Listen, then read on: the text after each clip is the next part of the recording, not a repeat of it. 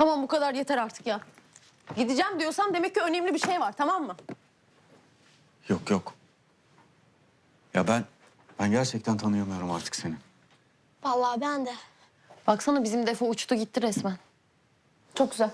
Siz böyle beni yargılamaya, eleştirmeye devam edin, tamam mı? Harika. Benim gitmem lazım.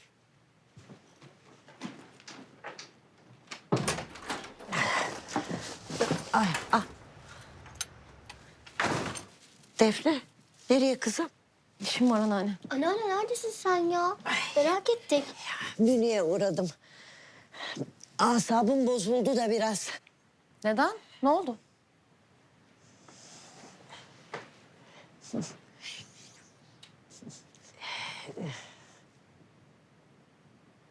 Defne, Anneanne bir şey mi oldu?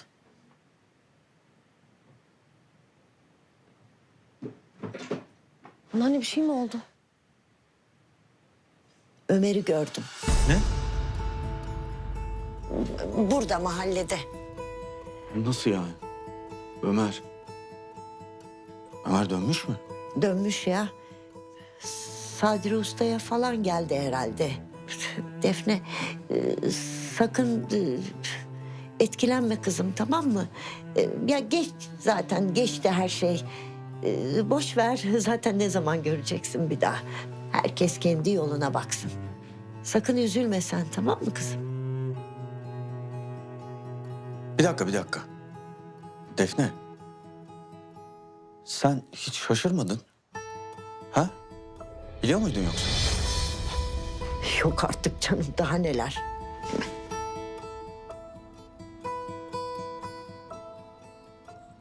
Sen bunu biliyordun. Değil mi? Siz görüşüyor musunuz? Defne, konuşsana kızım. Bilmiyordum desene. Abi ya. Oydu değil mi Defne? Ha? Tabii ki de görüşüyorlar. İş, miş, acelem var. Hepsi bunun içinde değil mi? Ömer'e gidecektin değil mi? Yok artık ya, daha neler. Benim Defnem yapmaz öyle şey. Hayatta inanmam. Bizden bir gün olsun bir şey saklamadı. Yani onu da saklamaz. Ha Defne? Günlerdir yüzümüze yalan söyleyecek değil ya. Günlerdir.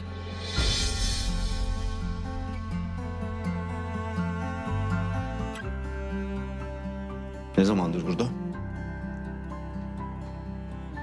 Birkaç aydır. Birlikte çalışıyorlar. Aynı binada. Al işte. Yok ya, bir yanlışım var. Defne böyle bir şey yapmaz. Bize söyler en kötü. Ya Türkan teyzem. Hani sen de böyle seviniyorsun ya. Pamir Bey falan. İşte kızım kurtuldu. Yeni sevdalara kanatlandı. O kadar alakası yok ki. Oho.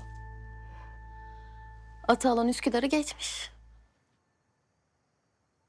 Defne. Bir şey söylesene kızım. Ya, İnkar etsene. Doğru mu yoksa?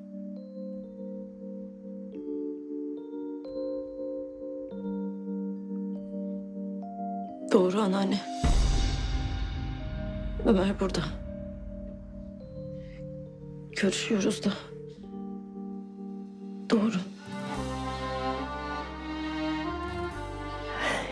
Defne ya. Aylardır gözümün içine baka baka bana yalan söyledin. Öyle mi? Sana mı ya? Hepimize. Söyleyecektim ama olmadı bir türlü. Bir, çevirdik seni Defne. Ne çabalarla dirilttik. Seni ölümlerden döndürdük. Şimdi yeniden onun uğruna mı koptun bizden? Onun için mi kandırdın? Ha? Anneanne. Şu yaşımda bunları da yaşamak varmış. Demek insan en sevdiğini, canının parçasını bile tanıyamazmış. Benim Defnem bana yalan söyleyecek. Kandırmalara kalkacak. Ailesini hiçe sayacak. Öyle deseler kapıdan kovardım. Hayatta inanmazdım. Anneanne. Tamam. Söylemeliydim, söyleyecektim ama ben seni üzmekten korktum. Üzülürsün diye söyleyemedim. Anneanne, anladığın gibi değil gerçekten. Ben iyiyim. Gerçekten iyiyim. Ben değilim. Ben değilim. Sen ki bana bunları yaşattın. Allah'ım keşke ölseydim de bu günleri görmeseydim. Söz veriyorum. Her şeyi bir bir anlatacağım sana. Ama şu an gitmem lazım. Ya sen nasıl bir şey oldun böyle ya? Ha? Görmüyor musun halimizi? Ona mı?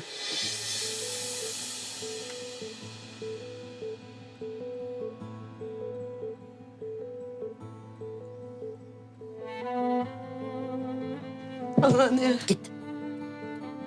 Git Defne git. İçine siniyorsa git kızım. Aileni bu halde bırak git. Çık git.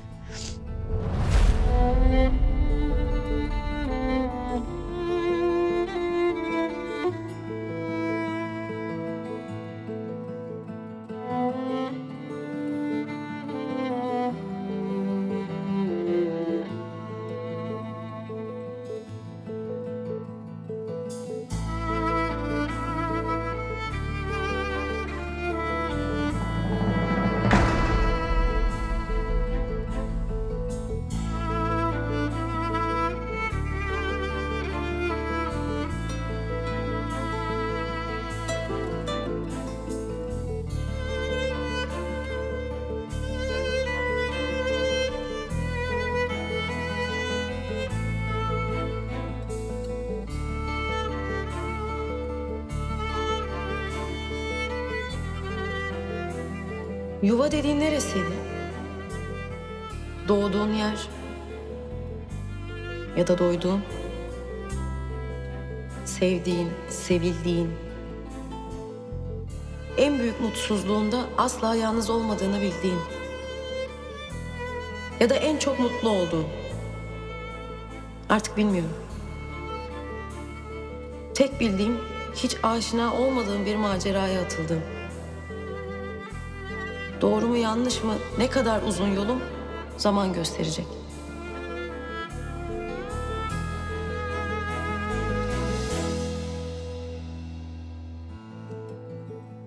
Belki zamanla yeni bir yuvam olur. Belki de savrulur giderim. Bilmiyorum.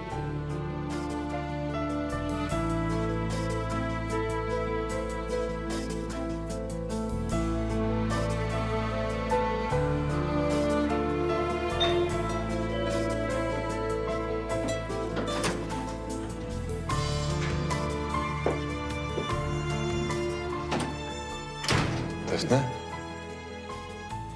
Anneannemle konuşmana gerek kalmadı artık. Galiba artık benim bir ailem yok.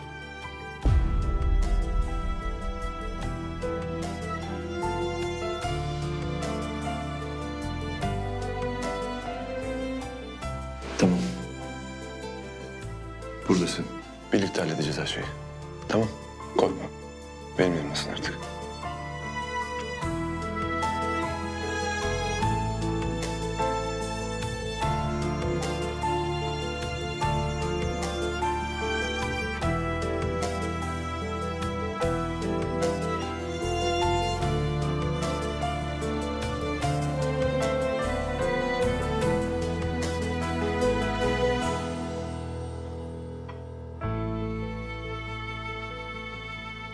Daha iyi misin?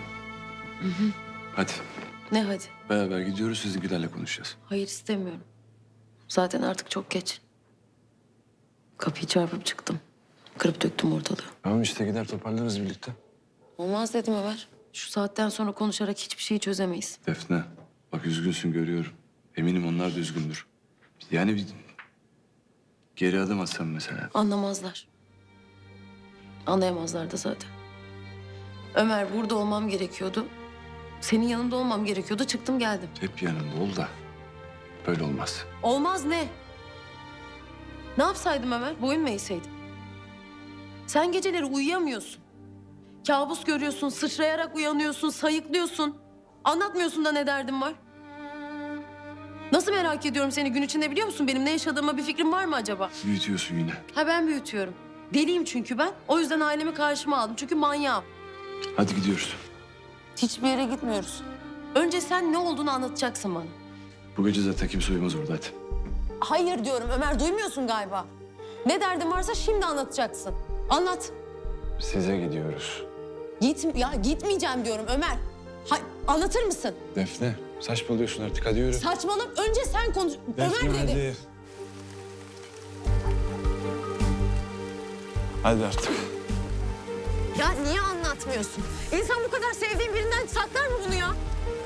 Defne hadi. Ya bırak. Defne çocukluk etme bin artık şu arabaya. Hadi. Tamam. Tamam bineyim peki. Ne yapıyorsun? Defne. Defne. Ne yapıyorsun Defne? Ya binersin ya basar giderim.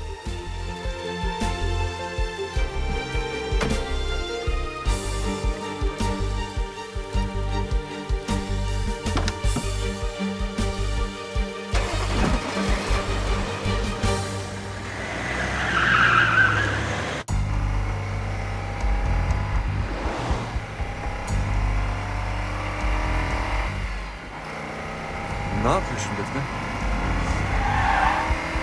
Defne kendine gel. Rüyanda ne görüyorsun? Bak saçmalıyorsun iyice ha. Kendine gel dur.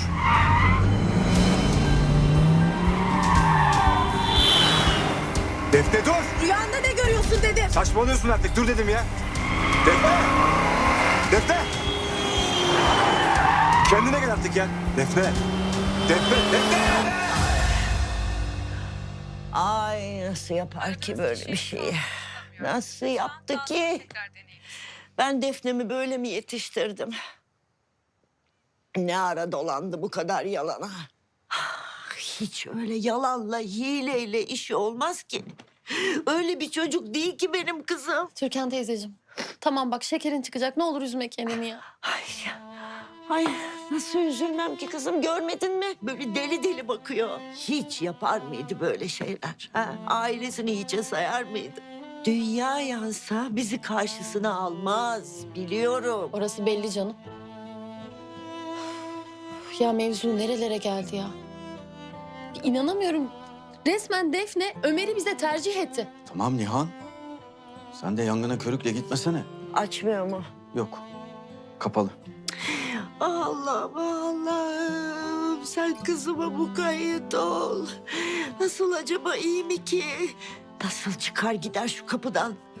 Nasıl döner ailesine sırtını? Tamam. Tamam anneanne. Tamam. Biz bir sakin olalım. Ben gidip şimdi İso'yla bir konuşayım. Aramızda en aklı selim düşünebilecek olan o. Evet sen git. Ay, ay şu halimize bak. Ne hallere düştük. Türkan teyze. Tamam. Esra koş kolonya getir. Türkan teyze tamam. Tamam. İç şunu. Tamam.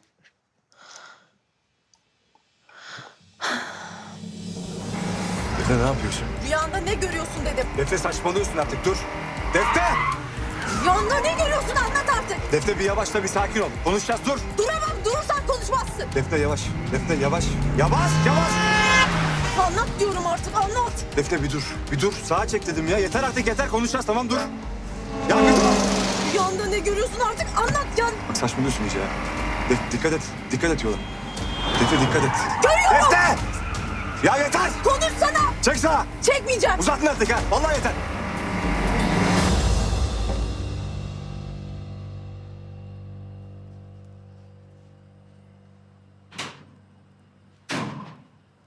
İşte o. Konuşmamız lazım. Ne oluyor oğlum? Mevzu var değil mi? Rıfat ergelesi yine. Ya yok öyle bir şey değil. Ne oldu oğlum söylesene. Defne. Defne ve Ömer.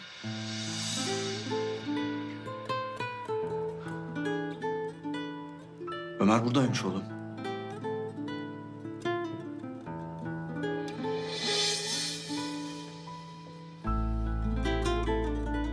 Sen biliyor muydun lan?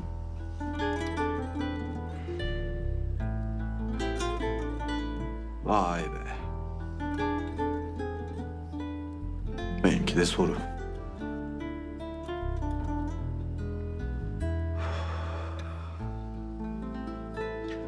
Hadi çıkalım konuşmamız lazım hadi. Defne ne yapıyorsun? Kendine gel artık yeter. Nereye gidiyoruz ya? Bir dur. Çek sağa.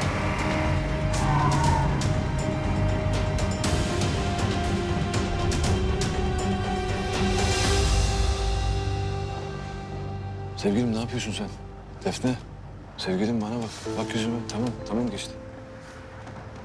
Sevgilim gel buraya gel. Tamam geçti bak buradayım ben bir şey yok. Tamam geçti tamam sakin.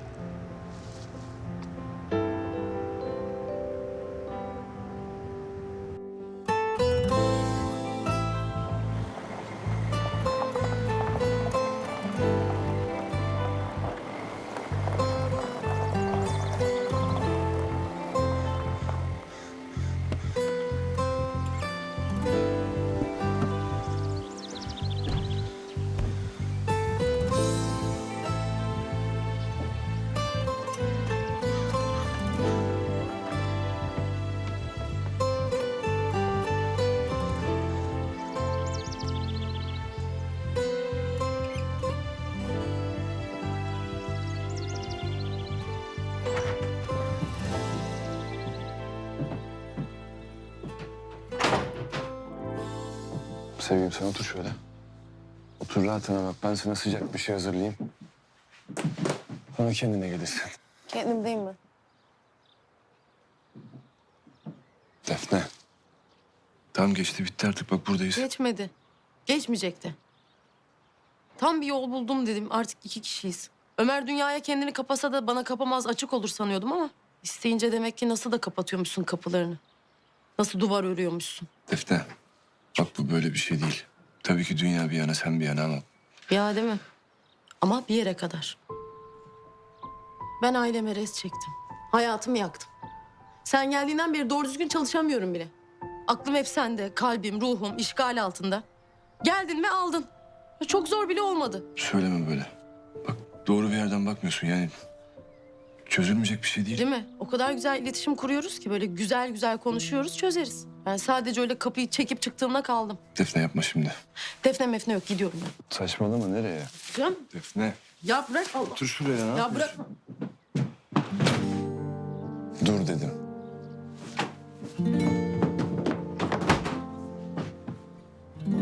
Yeter.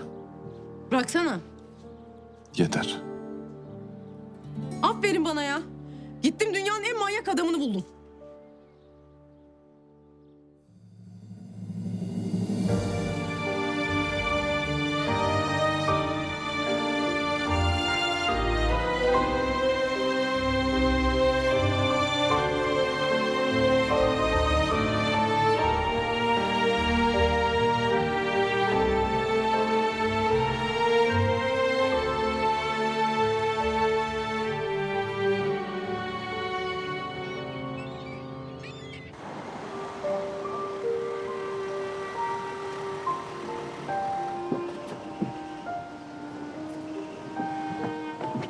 Günaydın Sinan Bey.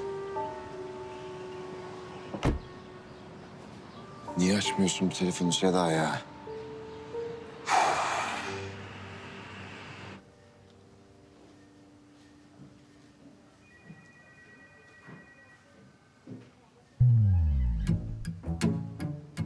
Hayırdır inşallah. Bu bana değil sanırım. Günaydın tatlım. Günaydın Neriman Hanım. Beni beklemiyorsunuzdur herhalde. Ben yanlış anlamışımdır. Tam da seni bekliyordum Sinoş'um. Ay bir derdim var, konuşmamız lazım. Eyvah.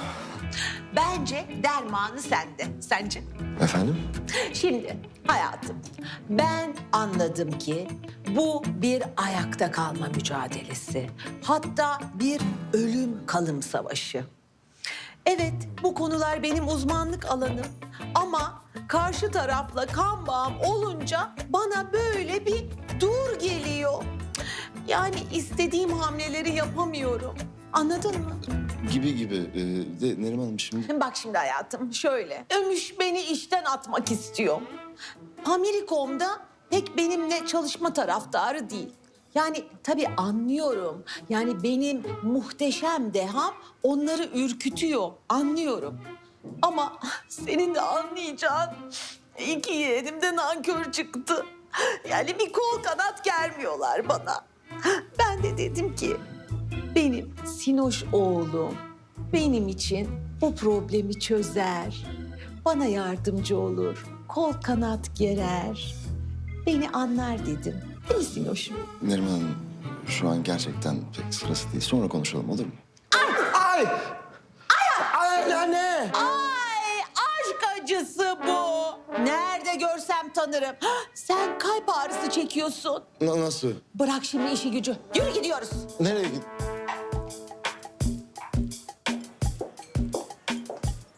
Buyurun efendim, sıcak çikolata.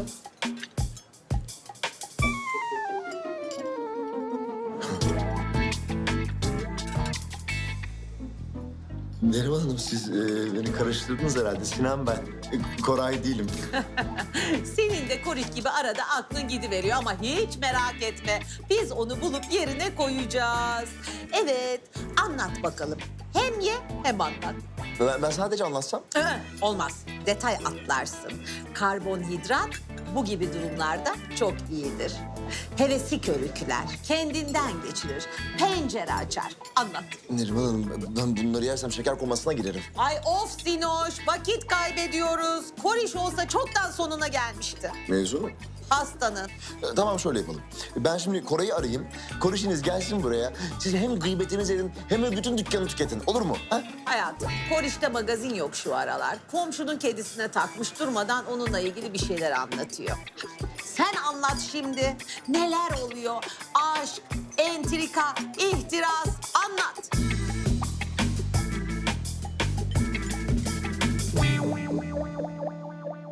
Kahvaltını yaptıktan sonra biraz daha uyu istersen. Yok böyle iyi. Hem zaten sadece uyumayan ben değilim ki sen de uyumadın. Ben halimden memnunum. En azından sakinleştik yani. Umarım öyledir. Öyle. Yani yakın zamanda delirmek yok. Bana söyleyene bak. Sanki sen çok aklı selim bir insansın. Defne. Ailenle konuşmamız lazım biliyorsun değil mi?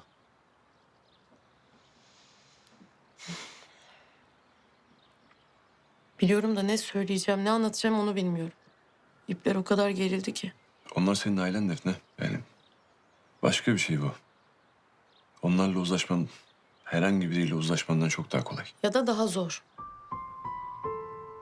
Ne kadar değer verirsen o kadar kırılıyorsun. Mesela kesin anneannem şu an bana çok kırgındır. Çünkü daha önce ona hiç böyle bir şey yapmadım. Tamam şöyle düşün. O kadar üzülüyorsa gözü kapıdadır eminim. Gidip konuşup halletmemiz lazım. Hatta ben de geleyim destek olayım beraber halledelim. Yani gidelim anlatalım derdimizi. Düşündükçe içim daralıyor. Hayır nasıl olacak kırıp dökmeden? Hayat bazen çok zor. Evet zor. Ama sonunu düşün. Mutlu günleri. Yani mutlu olmamız için bunu yapmamız gerekiyor. Başkalarını huzursuz eden, içinde küslük olan bir ilişki yaşamak ister misin? Anneannenin mutsuz olduğunu bile bile sen nasıl mutlu olabileceksin ki yanımda? Gidip konuşalım, anlatalım beraber. Haklısın, gidip konuşalım. Birlikte. Evet. Sen de gel benimle, bana destek ol. Akıllı adamsın. İkna kabiliyetin var. Hem belki anneannem bizi mutlu görürse birlikteyken onu da içi rahatlar. Her şey çok güzel olacak. İnan bana. O zaman ben bir toparlanayım, çıkalım. Ha bu arada dün gece de her şeyiyle çok acayipti. Benim deli olduğuma ikna oldun yani. Sana niye defo diyorlar onu anladım diyelim. Ve? Bana uyar. Tamam mı yani ben? Ha, daha ben uslanmadım. Seni Şirazen'den çıkarabilirim diyorsun. Söz veremem. Neyse ben gittim.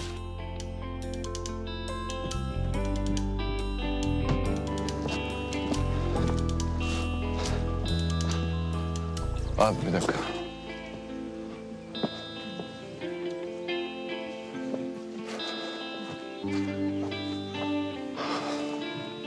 Hazır mısın? Evet.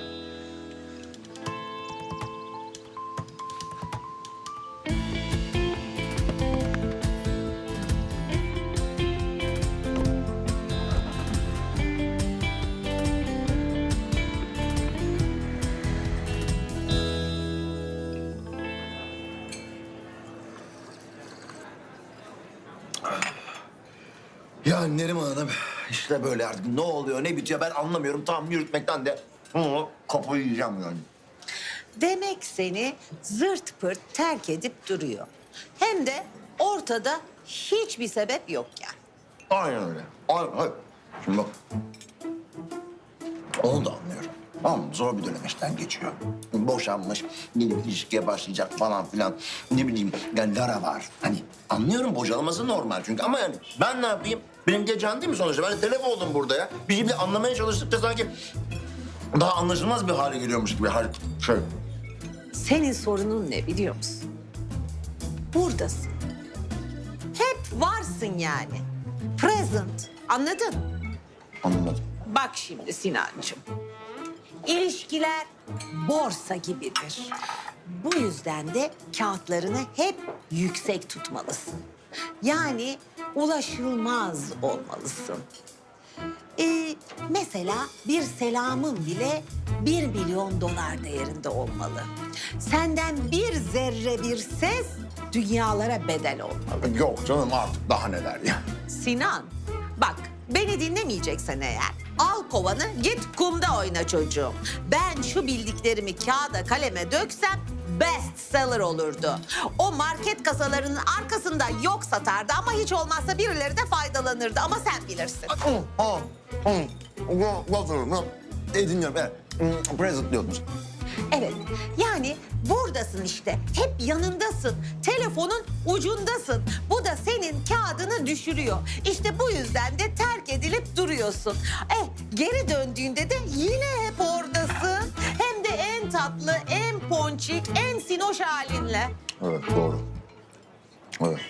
Peki ne yapacağım? Bengal kaplanı olacaksın. Bengal kaplanı. Bengal kaplanı. Yani 90'ların deyimiyle bulunmaz Hint kumaşı. Ya bak bana mesela Necmi ile günde en fazla 2 saat geçiriyorum. Ama totalde bakarsan tam 30 yıl etti. Ben de istiyorum her saniye Necmi ile beraber olmayı. Ama olmaz. Çünkü adam benden sıkılır. Ondan sonra da hop başka çiçeğe. O yüzden esirge kendini. Az ol. Bulunmaz ol. Nadide ol. Yani Bengal kaplanı. aynen öyle. Ay! Cık, yapma öyle çocuğum. Ağır ol dedim ya. Ay yok ben öyle şey yani havaya girmek için şey yap. Telefon çalıyor. Benim telefonum. Sedan mı? Yok. Yok böyle davranışlar hayatım. Bir kere şu telefonu bırak. Öyle telefona hemen cevap verme. Olmaz öyle.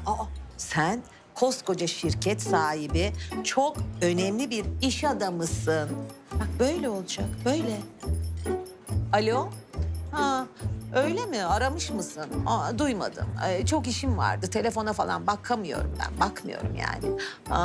Biliyorsun yani şirkette çok önemli işlerim var. Ben önemli bir insanım. Ay ama Olur mu canım Neriman Hanım, o kadar da. Diğer türlüsü işine yaradı mı? Pek sayılmaz. O zaman Doğru.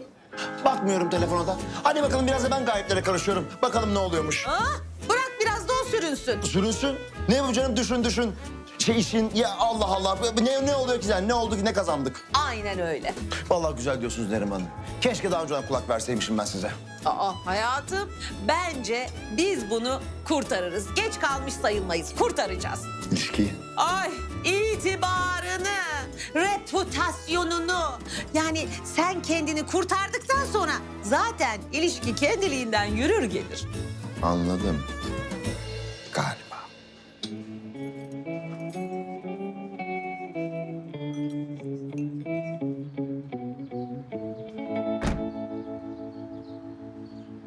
Aşkım sen gelme, ben yalnız gideyim. Niye? Yol boyu düşündüm. Aslında başından beri bu benim meselem. Daha cesur durup yüzleşmem lazım. Kendim çözmeliyim en doğrusu bu. Tamam sevgilim. Sen öyle diyorsan doğru söyledir. Ama ben hep yanındayım, biliyorsun değil mi? Biliyorum aşkım.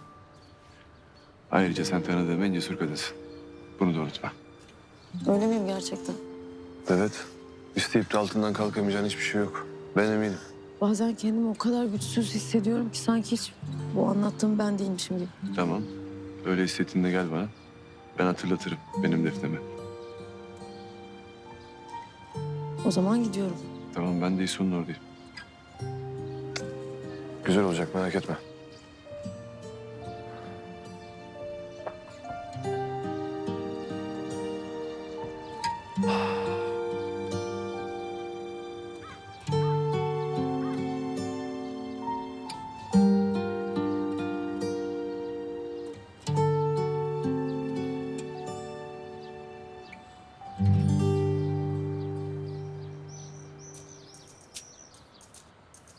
Bir ben varım anlatmaya, içimden geçeni aslında kumsalda bir kum tanesi kadarmış belki mutlulukta.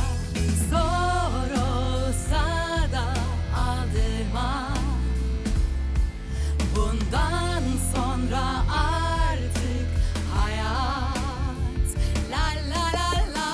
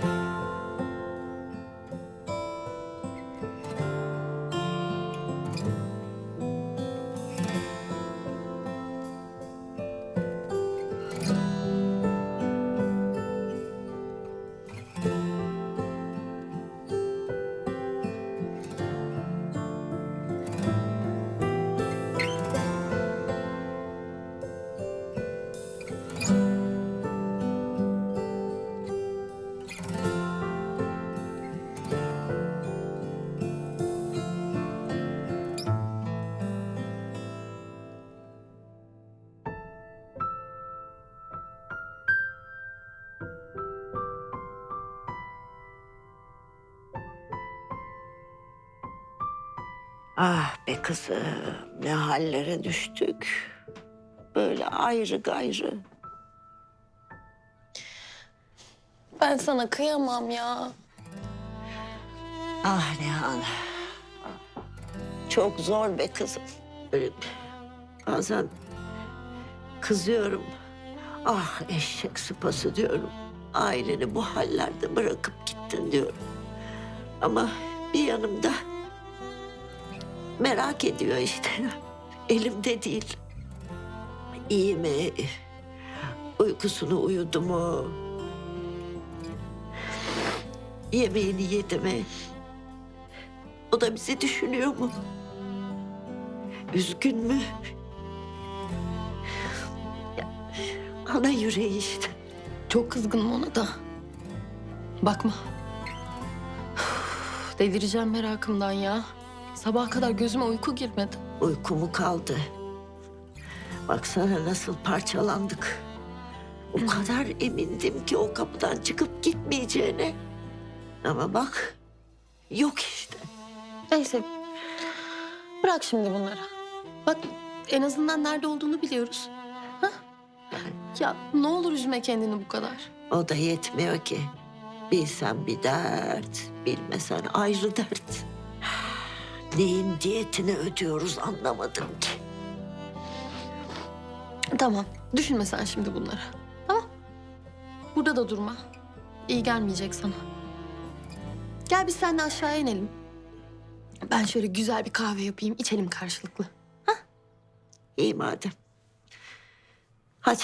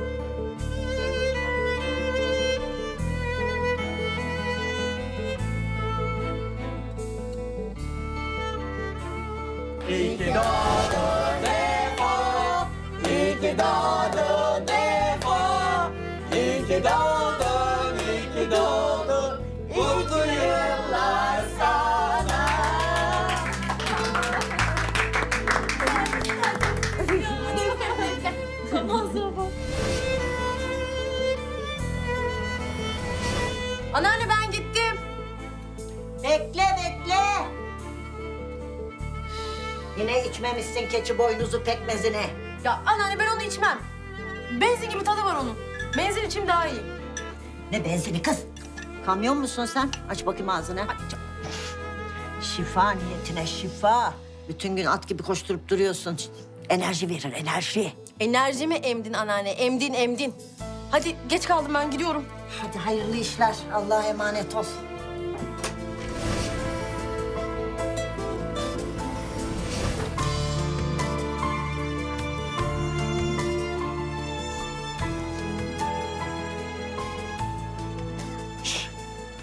Ne oluyor? Gel gel. Havadis var.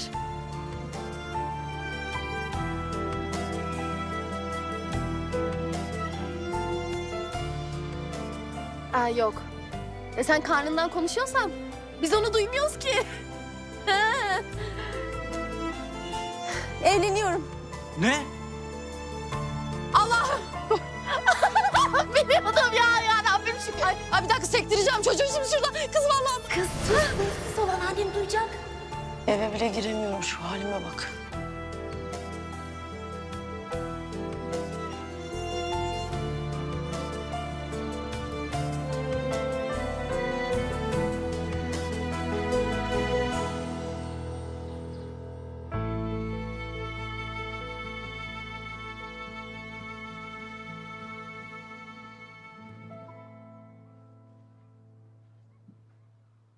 Türkan teyze. İçmemişsin kahveni. Ha, ne bileyim dalmışım. Boş ver soğudu zaten. Çay demleyeyim mi ben? Yanına da kek çırparım. Şu senin en sevdiğinden mozaik. Çayın yanında yeriz ha? Mis. Hiç uğraşma be kızım. Hiç canım istemiyor. Hiç tadım yok. Ben yapayım.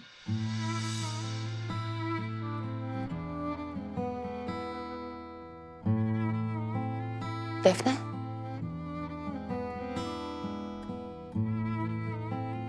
Gel otur konuşalım. Ben bir şey yapayım. İso'ya falan bakayım. Yok gitme. Gitme hatta Serdar'a da haber ver o da gelsin. Madem ki gelmiş demek ki daha önemli bir işi yok. Oturup adam gibi konuşalım.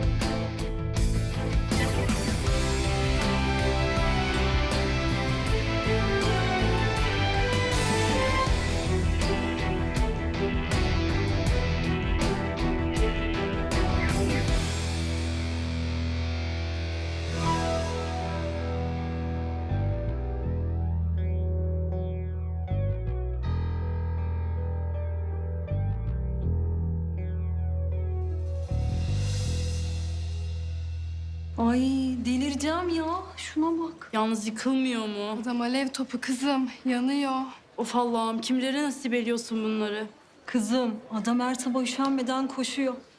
Bir de gelip duşunu alıyor, giyiniyor falan. Ay karizmalara koş.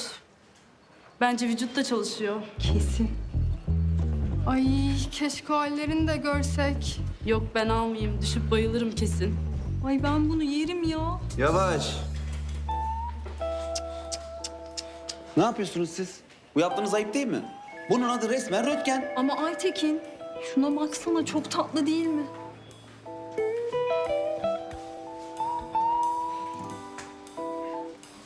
Ne bakacağım be? Bana ne? Zaten adam geldiğinden beri doğru düzgün çalışmıyorsunuz. Gözümden kaçmıyor. Her sabah Pamir Mardan kadınlar matinesi. Lütfen ya. Bir dik durun. Bir duruşunuz olsun. Bir tavrınız, bir karakteriniz olsun canım. Bakın bana. Ne gıybet yapıyorum, ne dedikodu yapıyorum, ne efendim kimsenin arkasından konuşuyorum. Beni örnek alın canım. Lütfen rica ediyorum ya. Ben bir kızı görüp, hoşlanıp onu şey yapıyor muyum, röntgen yapıyor muyum? Yapmıyorum. Beni dinlediğiniz için teşekkür ederim efendim. Dağılabilirsiniz.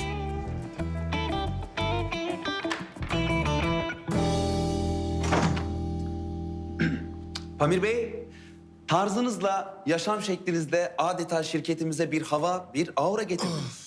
Gerek stiliniz olsun, gerek sabah sporunuz, kendinize has sarkastik tavırlarınız falan. Daha neler neler. Bitti mi? Bitmedi. İş dünyasında da fırtınalar istiyorsunuz efendim. Zaten işlerin çoğunu da üstlendiniz. Doğrusu size hayran olmamak elde değil. Kızları şimdi daha iyi anlıyorum. Şahsen ben bir kız olsam...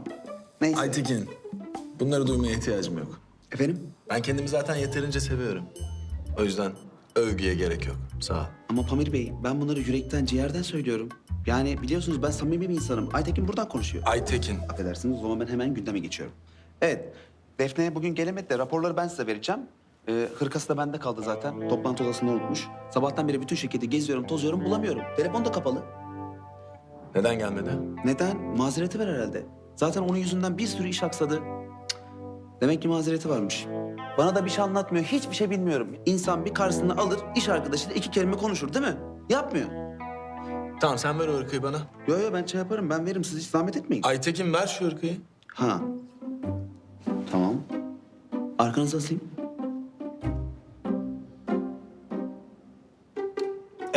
Gündem. Gündem. Evet, gündemimiz... Anlat bakalım Defne. Neden yalan konuştun bizimle? Nedir bu deli deli hallerin? Benim anlatacak bir şeyim yok. Ben sizi dinlemeye geldim. Yani belki birbirimizi anlarız diye. Siz sevgili misiniz Ömer'le? Evet, Ne zamandır? biraz oldu. Biz zaten hep sevgiliydik. Aramıza mesafe girse de, birbirimizden uzak kalsak da, kavga etsek de hep birlikteydik. Oldu biraz. Daha doğrusu biz hep sevgiliyiz zaten.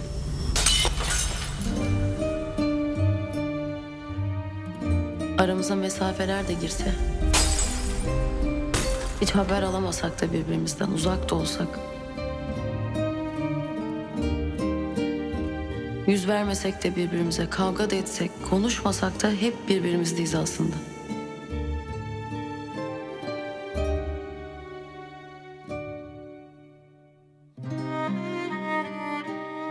Kalplerimiz aynı yerde, aynı ritimde atıyor. Bazen kırıyoruz birbirimizi. Bilerek ya da bilmeyerek.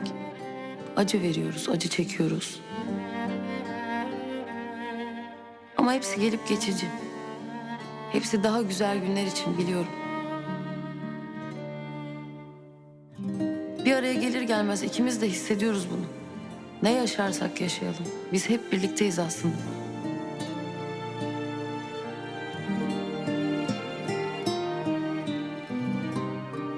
Ömer ve ben.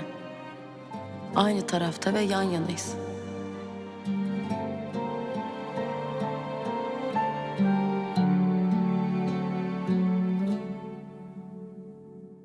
Evlen benimle.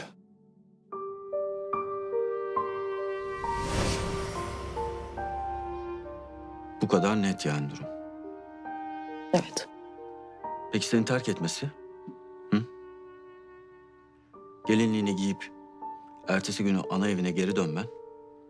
Bunları nereye koyalım? Ya ölüp ölüp dirilişlerin, acillerde yatışların,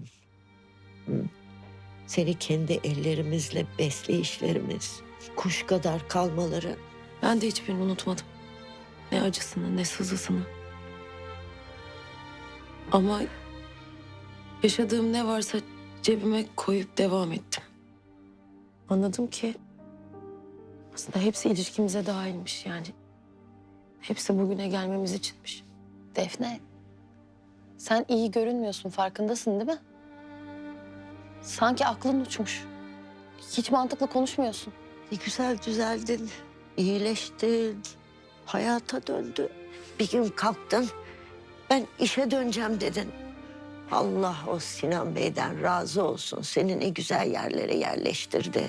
Tırım tırım işine gidip gelmeye başladın. Sonra yükseldin. Müdür oldun. Göğsümüzü kabarttın. Sonra Ömer geri geldi. Gelmiş yani. Yine akşam bir yemeğe oturmayan, kaçıp kaçıp giden, deli deli bakan Defne oldun. Hayata döndüm yani. Hayattan koptun kızım. Ya anlamıyor musun? Endişe ediyoruz senin için. Tamam. Ömer'i biliyorum ben. İyi adam, delikanlı adam. Ama sana iyi gelmiyor artık. Defne, sevmek iyidir kızım. Ama bu kadar mı be kızım? Adamın saçının bir teli için canını mı vereceksin? Tamam. Tamam Ömer iyiyse iyi. Ama ben kızımı bilirim. Ben seni sokakta bulmadım. Ya şu kadarcıktın sen. Yaşamaz bu dediler. Ben seni aldım canımdan can koparak besledim, büyüttüm. Şimdi al kızımızı ne yaparsan yap. Al. İster üz, ister parçala. Ne istersen onu yapma diyeceğiz. Ne malum seni yine terk etmeyecek? Olabilir. Terk edebilir. Ya üzülmeyecek misin o zaman? Yine yataklara düşmeyecek misin Defne? Bilmem. Düşebilirim. Belki kalkamam da. Ömer şu an giderse ayağımın altındaki yeri çeker, yalan değil. Ama ben varım. Her şeye rağmen ne yaşanırsa yaşansın. Ben bunu yaşamak istiyorum, bu kadar.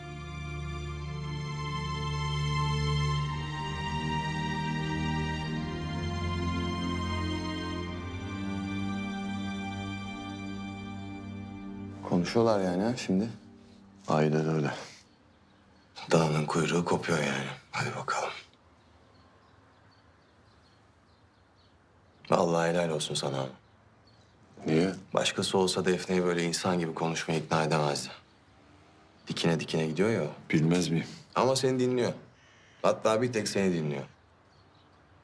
Allah'tan akıllı, sağduyulu adamsın da. Estağfurullah. Yok yok öyle Ömer. Başkası olsa boş ver aileyi derdi. İnsan dediğin çiğ süt emmiş oğlum. Kendi menfaatini kollar, başka türlü yönlendirir. Bilemezsin ki. Kız zaten ezip geçmiş, adama ne yani? Yok Peyso. Bizde öyle çalışmıyor o işler. Yani Defne'yi tanıyorum. Sonra sizinkileri. Bu tatsızlık iyi değil. Çözülecek mi sence? Sence? Vallahi benim hayat bilgim o kadarına yetmiyor. Ama yani kalbi sizin durduğunuz yerin biraz yakınından geçen durmaz karşınızda. Anlar yani. Umarım Yusuf. Umarım. Sen şimdi adam beni üzse de terk etse de bırakmam, kabulüm diyorsun, öyle mi? Öyle. Defne, aşk gözünü kör etmiş senin. Olur şey mi? Adam döndüğünden beri ne haldesin? Ne güzel, gül gibi yaşayıp gidiyordu. Ot gibi denir ona anneanne. Allah aşkına ben ne yapıyordum? Akşam gel, yemeğini ye, uyu, sabah kalk işe git. Yaşıyor muydum ben? Ben Ömer gelene kadar nefes almayı durdurmuştum, yaşamıyordum bile. Şimdi Ömer gelince Aklında uçtu gitti. hayır abi, yaşamaya başladım. Bence hayat bu. Mahvolacaksam da bunu yaşamak istiyorum. Bazen bir an bütün bir ömre bedel olur. Bazen de o bütün koca hayatın o bir anı telafi edemezmiş demek ki. Ben işte o anın içindeyim. Şuna bak ya, neler söylüyor. Ne olacak peki? Evlenecek misiniz? Bilmem. Nasıl bilmem. Sana bir şeyin sözünü veriyor mu? Ben öyle bir söz almak istemiyorum ki. Ay yok vallahi, bu kafayı yemiş. Ha, bile bile uçurumdan aşağı. Tamam. Tamam peki öyle diyelim. Uçurumdan aşağı. Ama bu benim hayatım. Benim tercihim. Ne olursa olsun, ne yaşanırsa yaşansın. Ben bunu yaşamak istiyorum. Bu kadar. Ya beni böyle Ömer'le kabul edin. Ya da ben gideyim.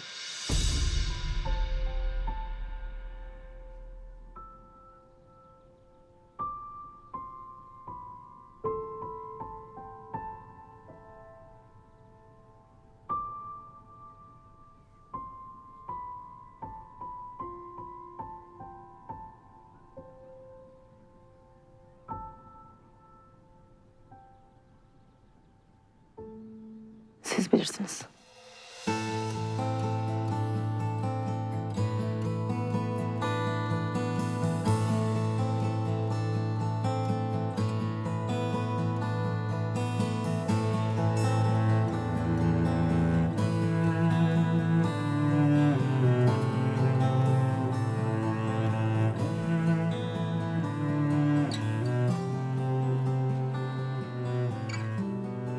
Vakit çok geçmedi mi ya? Konuşuyorlardır ya. Dur bakalım. Umarım yolundadır her şey. Defne üzülmesin istiyorum, tek derdim o. Hayırlısı. Bakalım.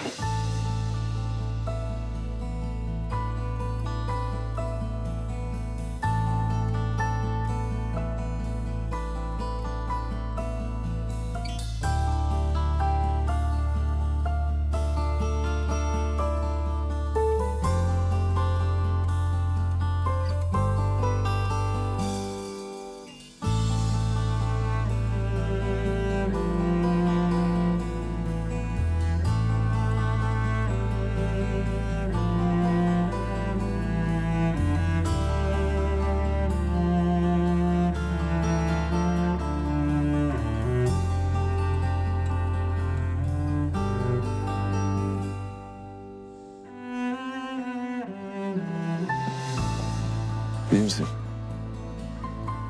Beni götür buradan.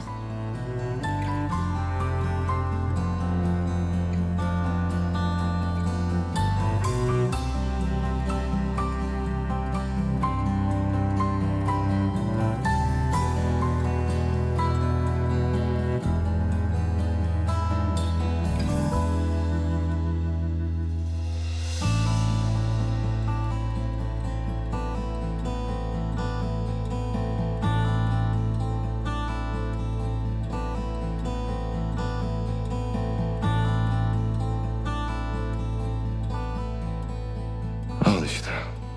Olacağı buydu.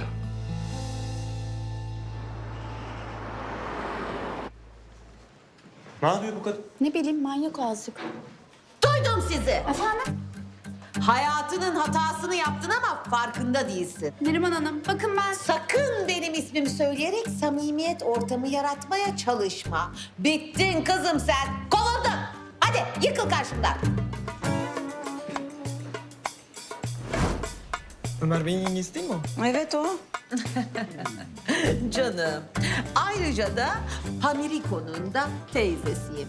Ama tabii siz bizim cemiyetten olmadığınız için beni tanımazsınız. Yani buralarda yeğenlerimle anılıyorum daha çok. Ama önemli değil. Çok yakında iş dünyasının en tanınan isimlerinden biri olacağım. Dikkatinizi çekerim. Tanınan diyorum, sevilen demiyorum. Çünkü bir insan ne kadar çok sevilirse o kadar çabuk erir. Oysa ki ben sonsuzluğun peşindeyim. Hadi gidin şimdi.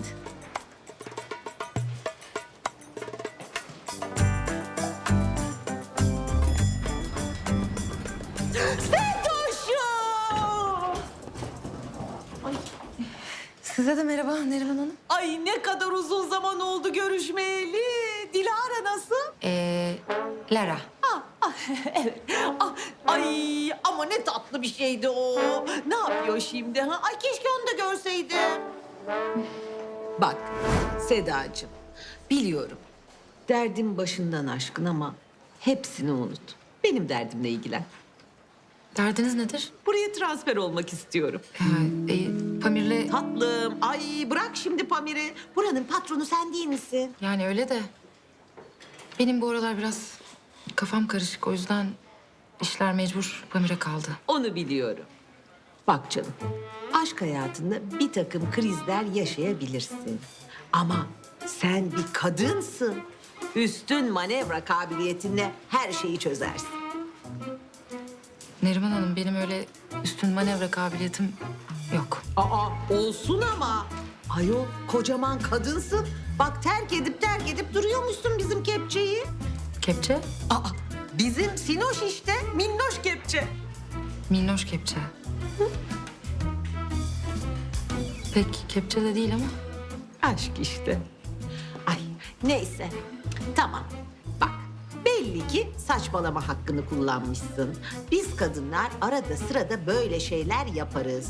Ama hayatım yani sen bu kepçeyi seviyorsun belli. Öyle. O zaman telafi et. Nasıl? Ağla. Ağlayayım mı? Hayatım, biz kadınlar altından kalkamayacağımız kadar suçlu olduğumuzda ne yaparız? Özür. Ay, bir kadın asla özür dilemez. Aa, bir erkek haklı olduğunu asla bilmemeli. Tepemize çıkarlar. Ha. Biz ağlarız tatlım.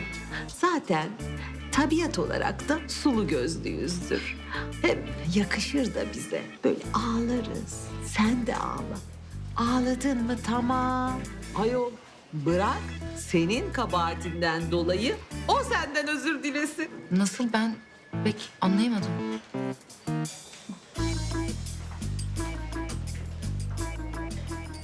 O kadar kötüyüm ki. Senin için çarpan şu küçücük kalbimi aldım böyle senin avuçlarına bıraktım. Sen ne yaptın? Sen onu böyle ezdin, tuzla buz ettin. Darmadağın oldu. Oysa ben ne istemiştim ki? Ben sadece sokaktaki küçük, yavru bir kedi gibi Şefkat aramıştım. O şefkati sende bulurum diye düşünmüştüm. Ama sen beni çok üzdün. Çok üzdün. Ben sana ne yaptım? İşte böyle. Yaz bunları unutursun. Yalnız Neriman Hanım, benim Sinan'la tatile gitmememin sebebi başka. Eski eşim geri döndü. Eve yerleşti. Eski eş mi? Çetrefile koş. Ay tatlım ama bu çok karışık bir mesele. Benim tahmin ettiğimden daha karışık çıktı bu. Şöyle yapalım. Senin bu derdini bir köşeye alalım. Benim derdimle ilgilenelim. Alıyor musun beni işe? Tamamdır. Ya aslında halledecektik de dediğin gibi ya ortamın bir acil işi çıktı o yüzden. Hayır bir aksilik yok dedim ya acil bir iş çıktı. Tamam en kısa zamanda halledeceğiz. Tamam görüşmek üzere. Tamam. Sağ olun. Ya Sinan Bey, Son nerede bir dakika. Sinan Bey. Ahmet Bey. Evet. Teşekkürler sağ olun siz. Anladım. Ya biliyorum yollayacak sözleşmeyi de işte iş dünyası ya biliyorsunuz öyle bir aksama oldu. Tabii. Yolu en geç yarın yollarız. Tamam çok teşekkürler. Tamam en kısa zamanda. Görüşürüz. Sinan Bey. Ya program alt üst oldu. Ömer Bey yok. Takvim yerde yeksan. Dünya başımıza yıkıldı resmen. Ne yapacağız? Derya yeter ne olursun bak nefes almaya ihtiyacım var. Gerçekten nefesim daralıyor ya. Lütfen ne olur bak ben de insanım ya. Ya tamam da. Derya. Dur.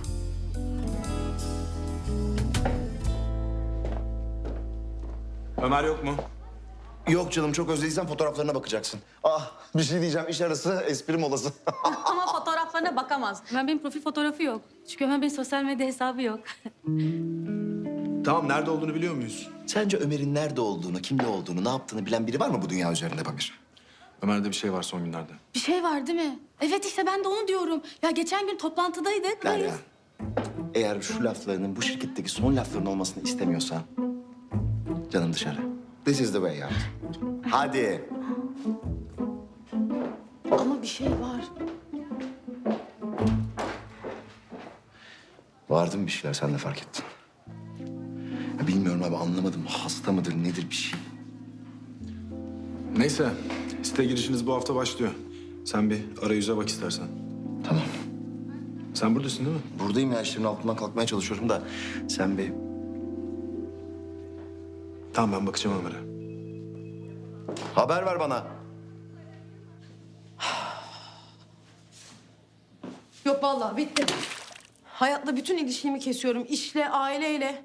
Ne olur kaçalım Ömer. Bizi kimsenin görmeyeceği, bizim kimseyi tanımadığımız bir yer olsun. Sadece ikimizin olduğu. Olmaz. Çözmemiz lazım bunu böyle kaçarak olmaz. Niye? Sen zamanında kaçmıştın. Benim seninki gibi bir ailem yoktu ama. Ama benim... Defne hayır. Unut. Kaçmıyoruz. Bir yere gittiğimiz falan da yok. Burada kalıp mücadele edeceğiz.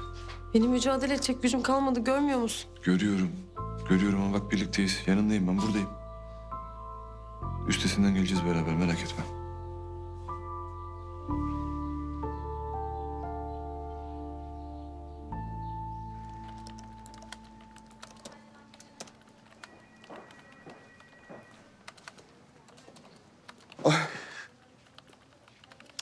Ay nöronla kapışıyoruz. İkimizin de bu çatı altında olması için bir takım planlar yaptık ama çalışmıyor gibi. Ay Ömüş birimizden birini atacak. Ay Sinoş, hayatım ne olur yardım et. Atmasın beni. Tamam Neriman Hanım gitsin. Ay hayatım gitmesin o. Yazık vallahi. İyi sen git. Olur mu öyle şey? Hayır hayatım olmaz. Ay ne olur beni de atması bana da yazık. Ben mi gideyim Koray? Ay aslında olabilir. Ay güzel fikirmiş bu. Ay hem tatlım senin odan da çok güzel. Ben buraya yerleşirim. Hay Allah'ım ya. Ay Ömüş nerede? Yok. Ay hayatım onu anladım. Nerede?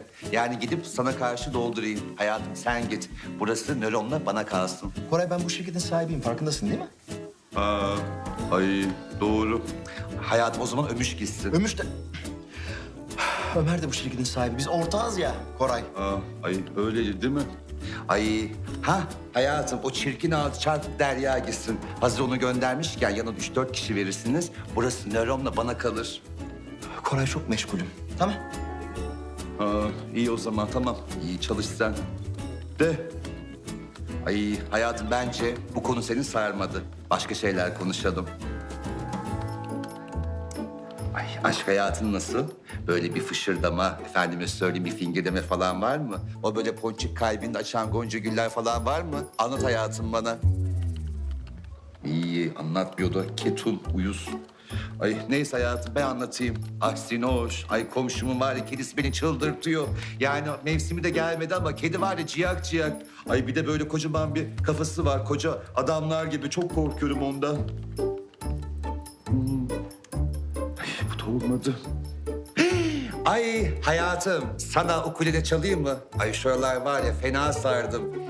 Dinlemek istersin herhalde değil mi? Ay dur hayatım hatta gidip getireyim. Ay sana hatta küçük bedavadan mini bir konserde veririm. Kal Koray. Kal. Allah aşkına kal lütfen. Neriman Hanım da kalsın. Gönlünüz ne istiyorsa onu yapın artık ama gölge etmeyin bana başka ihsan istemiyorum lütfen. Ay o zaman kalıyorum ha. Evet. Ay ömüşte ikna edersin o zaman. Gideceğim. Ay tamam hayatım. Ay acaba zamda mı istesem ha?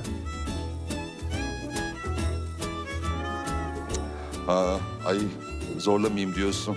Ay iyi hayatım tamam. Ay Sinoş var ya, en son 1 saat önce yemek yedim ama çok karnım aç. Tansiyonum falan düştü. Bir de hayatım çok konuştum ya dilim damağım falan kurudu. Ben hayatım en iyisi gidip bir şeyler yiyeyim içeyim. Bye.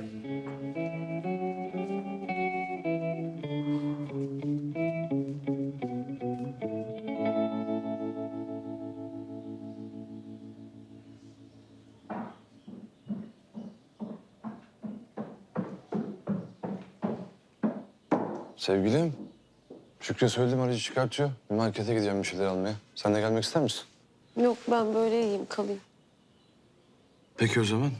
Bir duş al istersen. Yani bir yıllık su hazırlayayım sana, bir dinlen, bir rahatla. Yok aşkım çok sağ ol da kalkacak halim yok benim. Kalayım burada. İyi peki. Takıl kafana göre.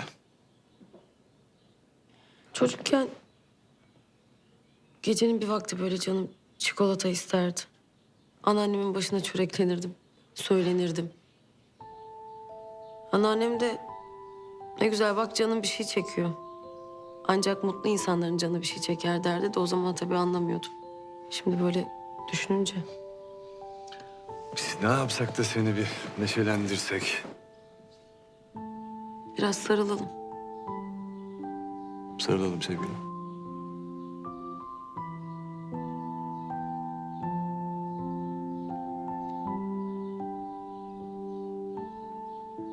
Tamam. Ben enerjimi topladım. Hadi sen git. İyi tamam. Bir şey gelirse aklını ara. Tamam. Tamam.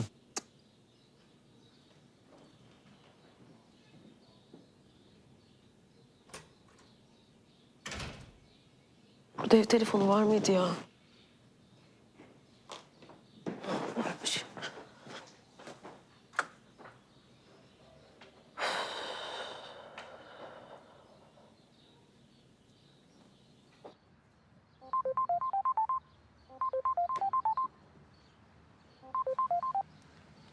Evet. Alo İso. Ah be Defo. Dağıttın gittin kızım buraları. Biliyorum.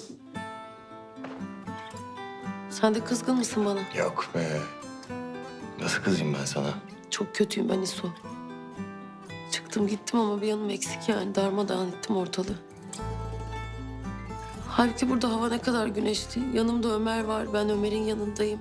Ama işte Dur bakalım. Defo. Dur bakalım. Zamanı bırakmak lazım. Daha önce de defalarca tecrübe ettiğimiz gibi. Zamana sığınacağız Defocuk.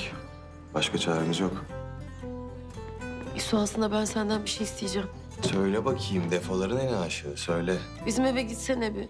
Yani anneannemin şekeri falan çıkmış mı? Bir kontrol etsen. Ya sen yufka yürekli misin benim ya? Olur. Bakarım. Tamam. Bana da haber ver olur mu? Yalnız cep telefonumu arama yani buradan. Haber ver. O niye? Öyle işte ya neyse. Hadi kapattım.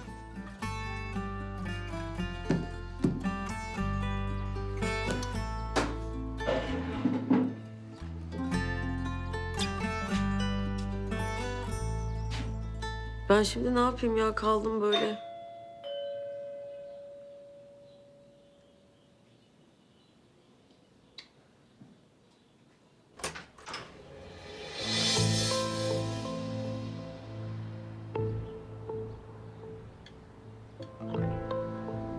Selam Defne.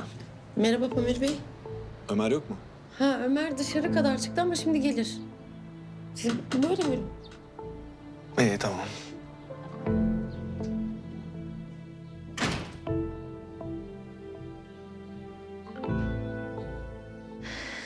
Sormayız oğlum, sorma.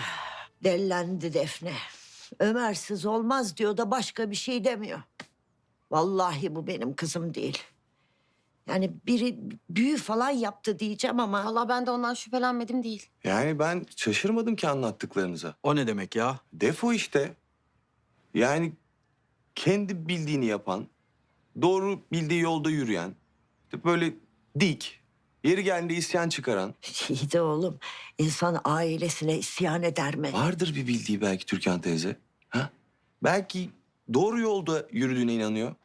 Ayrıca belki de doğru yolda yürüyordur. Belki biz yanılıyoruz. Canım ne alakası var ya? Ya bile isteye uçuruma koşuyor Defne. Al duyduk işte. Ya şöyle bir tane güven veren, ha iyi bu ne dediğini ne yaptığını biliyor dedirtecek bir şey dedi mi? Hem oğlum sen de gördün, yaşadın bizimle. Bak ne hallere düştü. Şimdi yine mi yaşayalım aynı şeyleri? Yine mi iyi gelmesin Ömer benim Defne'me? Yani Ömer'in Defo'ya kötü geldiğine emin miyiz? Ha? Hatırlayalım Ömer'den önceki Defne'yi. Neydi? Kötü bir garson. Sürekli işten kaçmaya çalışan, Nihan'ın iş bulduğu, daima kovulan, mütemadiyen mahallede kavga çıkaran. Onu hala yapıyor. Ya tamam onu hala yapıyor da içindeki potansiyel ortaya çıkmadı mı ya? Bakın haline. Önce tasarımcı oldu, başarılı oldu. Sonra yön değiştirdi. Ne yapıyor bu kız dedik, yine başarılı oldu. Orası öyle de yani Ömer'le ne ilgisi var bunun? Ömer, Defo'nun içindeki potansiyeli açığa çıkardı Türkan teyze. Ona hayal kurmayı öğretti, hayalinin peşinden gitmeyi öğretti, başarılı olmayı öğretti. Defo'nun bir tane hayali var mıydı ya? Ha? Ya ailesinden başka düşündüğü ufacık bir şey oldu mu hiç? Ha? Şimdi 20 kişilik ekibin lideri kız. 2 tane şirketin lojistik müdürü. Nasıl oldu bunlar? Kendine güvenmeyi öğrendi, kendini sevmeyi öğrendi. Ömer sayesinde. Eyvallah. Haklısın. Ama bu kızımızı üzmeye hakkı var demek değil. Ya Ömer üzülmemiş midir Türkan teyze? Ha? Belki bu bir yıllık ayrılık onlar için bir engebeydi, kasisti. Yaşamaları gerekiyordu belki. Ya ben böyle düşünüyorum.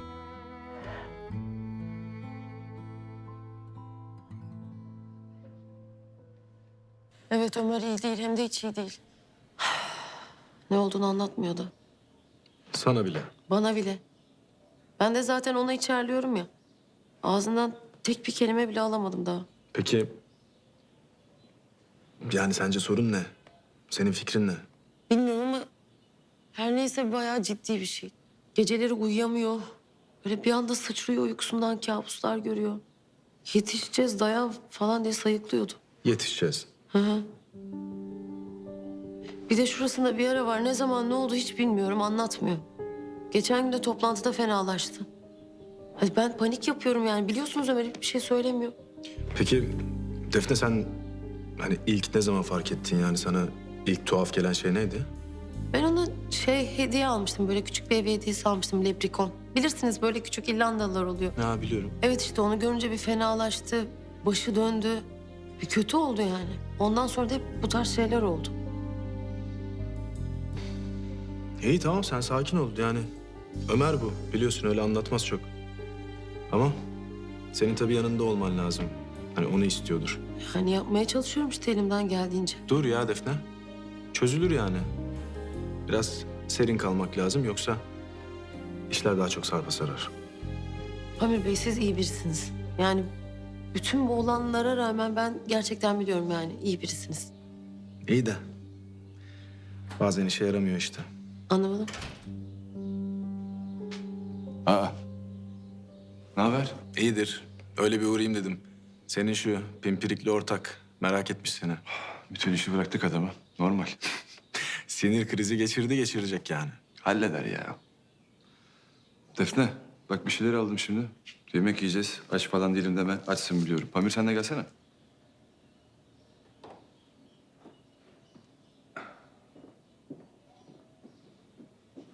Ne oluyor kuzen? Ne oluyor? Ne bileyim. Leprikon, kabuslar. Boş ver şimdi. Yetiştireceğim ne iş? Kaza mı geçirdin sen? Leprikon sana kazayı mı hatırlatıyor? Evet kaza. Yemek alacak mısın? Kimi yetiştiriyordun? Daha doğrusu kimi yetiştiremedin? Yani bir suçluluk duygusu var ortada belli. Birine bir şey mi oldu? Bu kabuslar ondan mı? O yüzden mi anlatamıyorsun Defne'ye? Senden uzaklaşacak diye korkuyorsun. Pamir gerçekten konuşasım yok. Boş ver.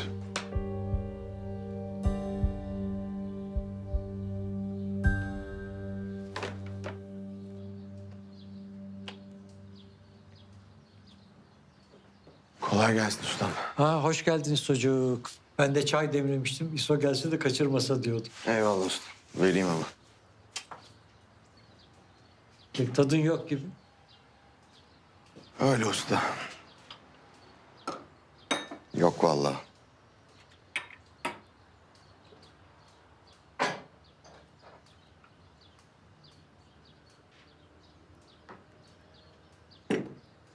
Sağ ol yavrum. Afiyet olsun ustam. Bilemedim sorsam mı sormasam mı? Sen karar ver. Yani kimse haksız değil. Ama herkes karşı karşıya. Öyle diyeyim ben sana. Fenaymış. Hem de nasıl? Yani sen durduğun yerden güneşe bakıyorsun değil mi usta? Gölgedeysen yok ısıtmıyor, işe yaramıyor diyorsun. Ama güneş alıyorsan da of ne güzel ısıtıyor diyorsun. Herkes kendi durduğu yerden yorumlamıyor mu yani? Velhasıl herkes haklı ama kimse birbirini anlamıyor. Sen de dışarıdan görüyorsun ama elinden bir şey gelmiyor diyeyim. Maalesef. Keşke gelse ama. Demek ki olurunu bırakacaksın, zorlamayacaksın be yavrum. Neticede su akar yolunu bulur be yavrum. Belki. Ya bulmazsa? Bulmazsa çatlatmak lazım taşı demek. Başka yolu yok. İlla ziyan olacak yani. Ziyansız ömür mü geçiyor be yavrum? Böyle böyle büyümüyor muyuz, yaşalmıyor muyuz? Yani mutluluk da mutsuzluk da bize ait, bize dahil şeyler. Doğru. Haklısın.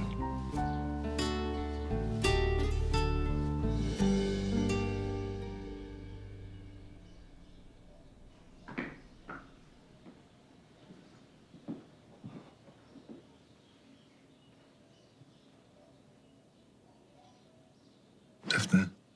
Hı. Yemek hazır, uyuyacak mısın daha? Ben yemek yemeyeceğim. Birazcık daha uyuyacağım.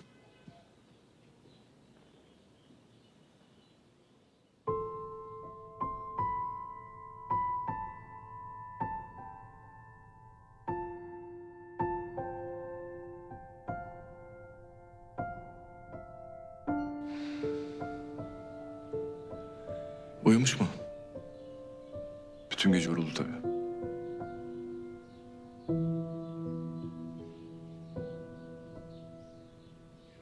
Hadi balığa gidelim. Vallahi Ben gidecektim zaten. Madem Defne de uyuyor. Gel sen de. yok ya, yalnız bırakmayın şimdi. Yok yok gidin valla. Zaten ben de uyuyacağım. Hem sana da iyi gelir git. Yukarı taşıyayım seni. Yok yok burası çok rahat. Ben burada uyuyacağım. İyi tamam. Güzel güzel uyu o zaman.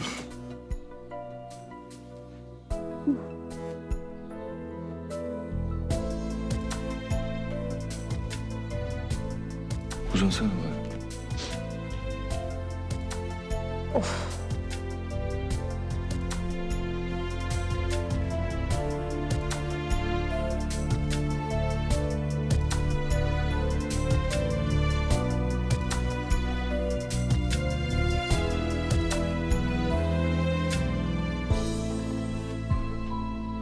Hadi o zaman. Hadi.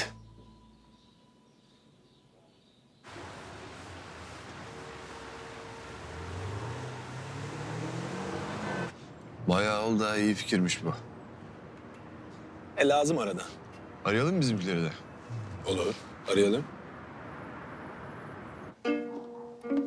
Sinoşum, minnoşum, sen ki dünya iyisi.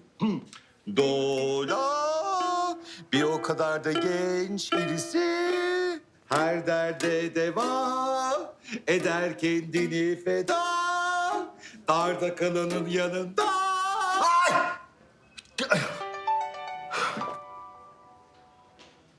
Efendim Ömer. Abi hemen gelmen lazım. Gerçekten çok acil. Balığa mı?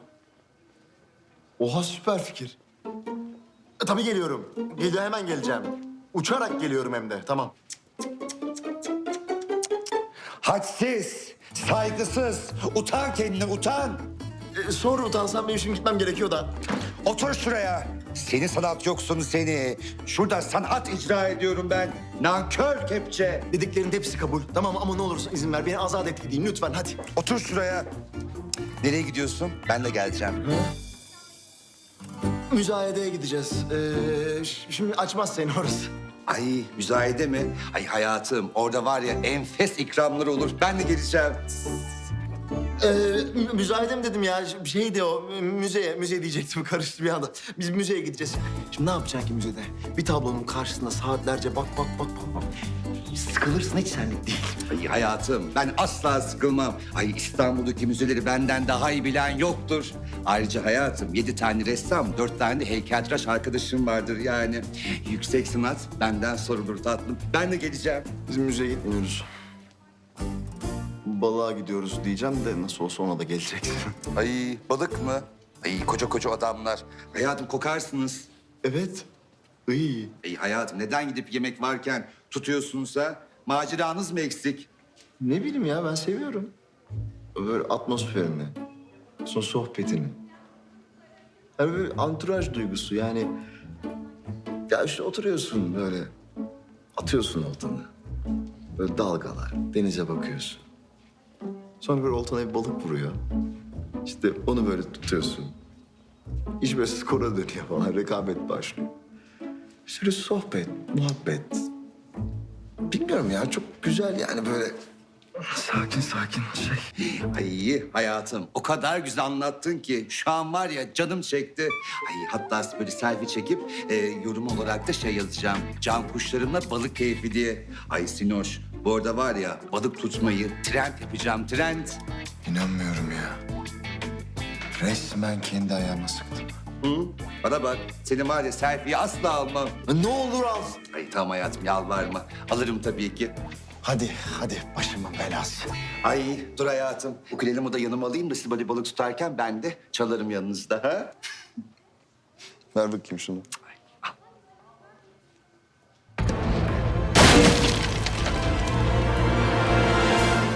Şimdi alabilirsin. Al. Lazım olur.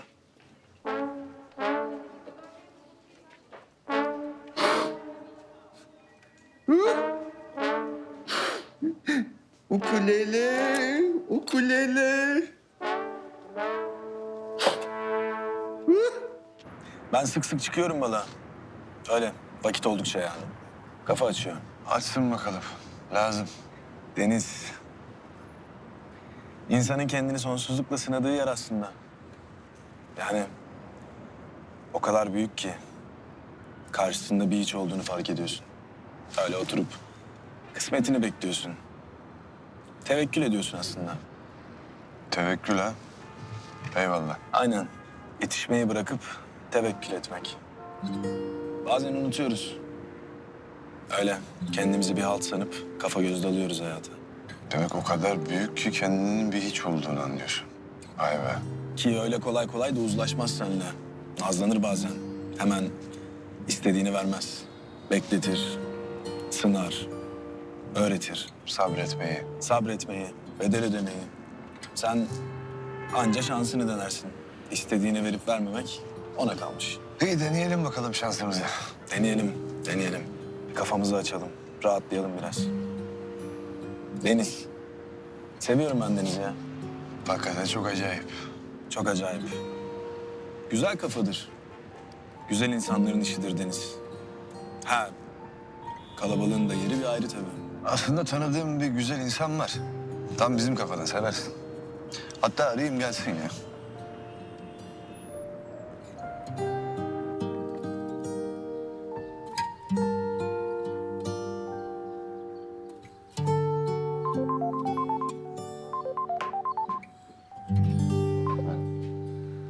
Ömer, ben de seni arayacaktım tam ya. Sorun mu var? Aa, ne olsun? Gel hadi. Serinletelim kafayı biraz. Sizin mahallenin aşağısında sahile gidiyoruz, balık tutacağız. Ne diyorsun ya? Bundan daha iyi zamanlama olmaz. Geliyorum. Hadi gel.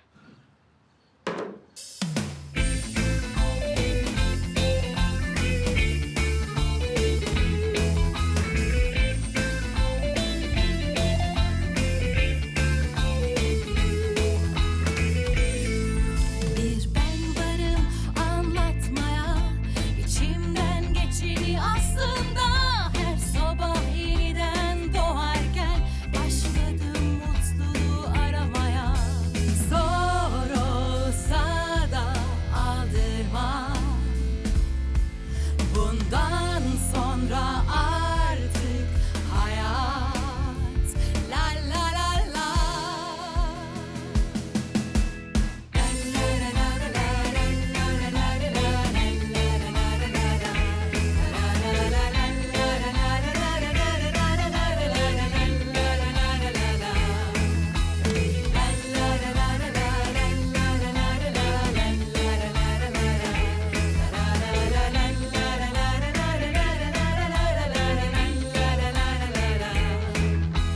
Zor olsa da aldırmam.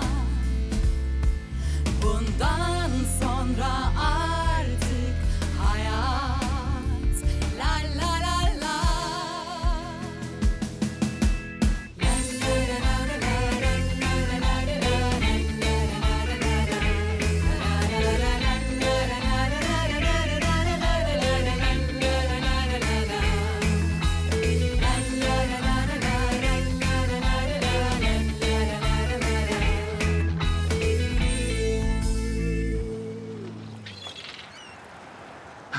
Ay, aman efendim merhabalar, merhabalar. Ben de geldim. Ay, tuttunuz mu balıklarınızı ha? Ay, çok güzel, çok güzel. Ay, ben de açacağım bunları. Ay, dur. Nasıl açılıyor? Ay, Sinoş gel yardım et bana. Gel hayatım. Bırakamam oltamı. Ay, yok mu bunu açabilecek? Ay, yardım edin. Ay, Allah canım ver. Hayatım şuradan tutar mısın ucunu?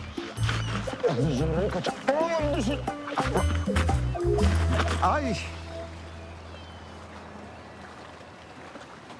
Ay.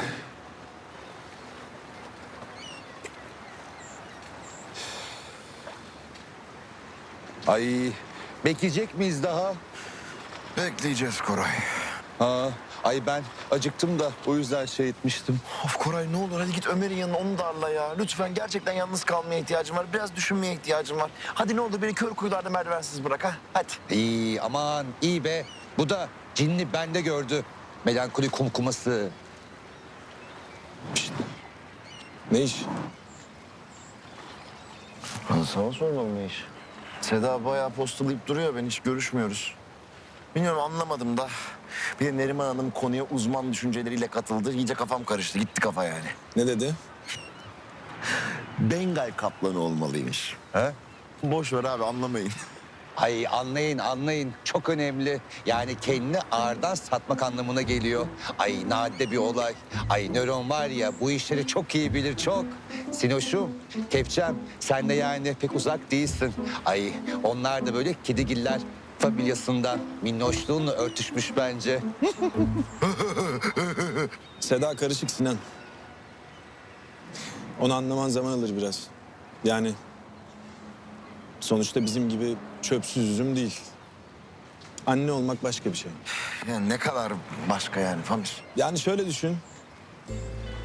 Dedim ya bir insanın sorumluluğunu almak başka bir şey. Yani anne olmak başka bir şey. Hani senin belki normalde takılmayacağın bir şeye Seda takılabiliyor. Çünkü hassasiyeti farklı. Ya tamam ben bunlara tamamım da... Ya, Ne bileyim belki de bende sıkıntı var ya. Ay vallahi bence de sende sıkıntı var. Mesela sen Seda ileyken sadece Seda'yı düşünüyorsun değil mi? Yani herhalde. Ama Seda öyle değil işte. Seninleyken de, toplantıdayken de, ne bileyim evde yemek yaparken, duş alırken de o hep Lara'yı düşünüyor. Çünkü o bir anne. Arka planda bir dosya açık ve hep açık kalacak öyle mi? Aynen öyle. Ay çocuklar, yalnız ben çok sıkıldım bu Sinoş'un kısık, bayık böyle şiirsel sesinden. Ay acaba bana ne zaman sıra gelir? Ay ben de böyle konuşmak istiyorum da biraz. Sonra yeter, gerçekten yeter ya. Lütfen gerçekten bütün gün ıstırap oldun zaten. Yeter artık ya. Bir huzur ver lütfen ya. Ne? Ne?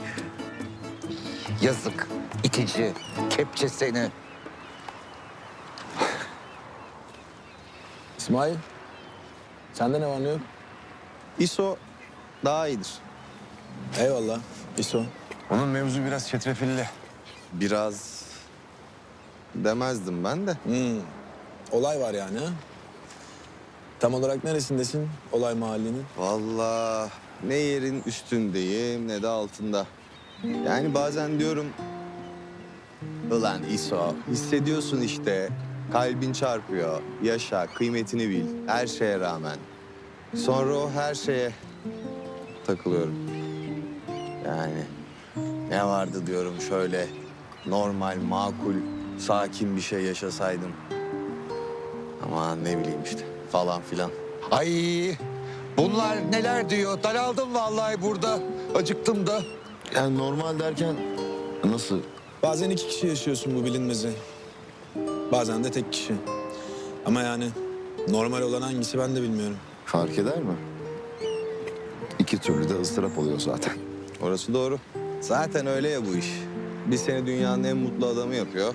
Bir yere çakıyor, asfaltı yalıyorsun. Bu ne kız? Böyle bozkır ozanı gibi. Hiçbir şey anlamıyorum zaten. Sıkıldım. Yine de iyi ki. Seni alıp savursa da oradan oraya, ipe de götürse. Yaksa yıksa da yine de iyi ki.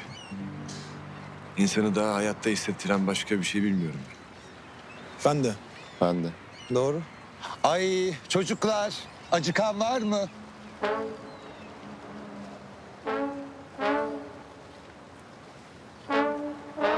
Ay.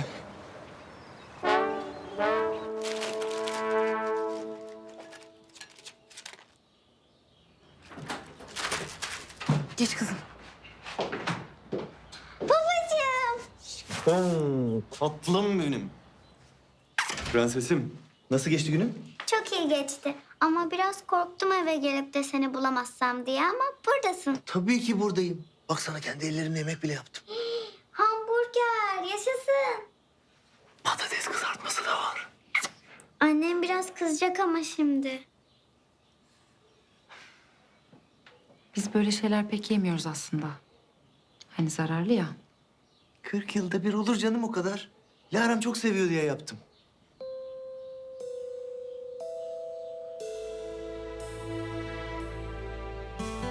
Ne güzel, yine birlikteyiz. Yine eskisi gibi yemek yiyeceğiz.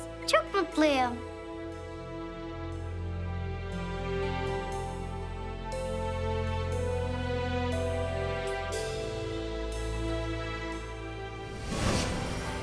Ne oldu? Ya ben bunun hayalini kurmuştum da. Yani böyle dünyalar güzeli bir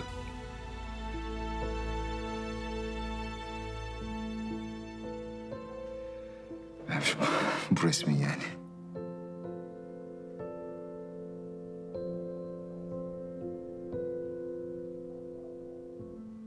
Çok güzel olduk değil mi?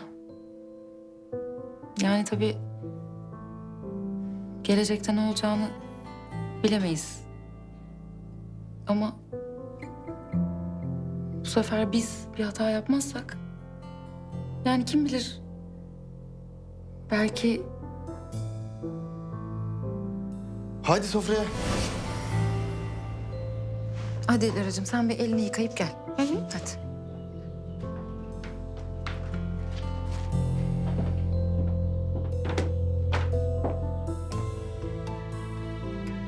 Zamanlaman da çok manidar gerçekten. Efendim? Bir şey sen artık istemezken olduğunda ne kadar kötü hissettiriyormuş diyorum. Sen dön istediğimde yoktun. Şimdi o kadar farklı bir yerdeyim ki. Lara olmasa şu masada bir saniye oturmana izin vermezdim. Neymiş o? Ne demek niye İlker? Beni aldattın. Terk ettin. Hem de neden? Çok çalışıyorum diye. Evde olmayan bir kadını sevmek bazen imkansız oluyor biliyor musun Seda? Sana bir şey diyeyim mi?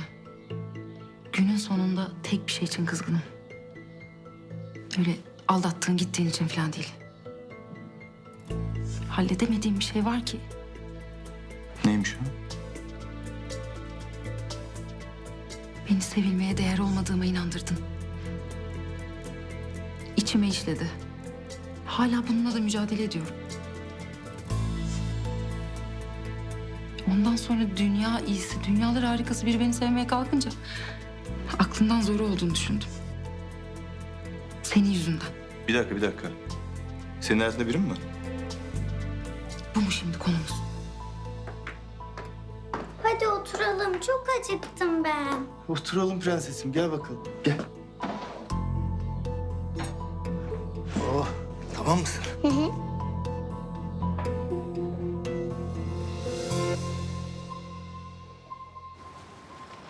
Ay ben var ya kaptım bu işi. Çok iyiyim çok.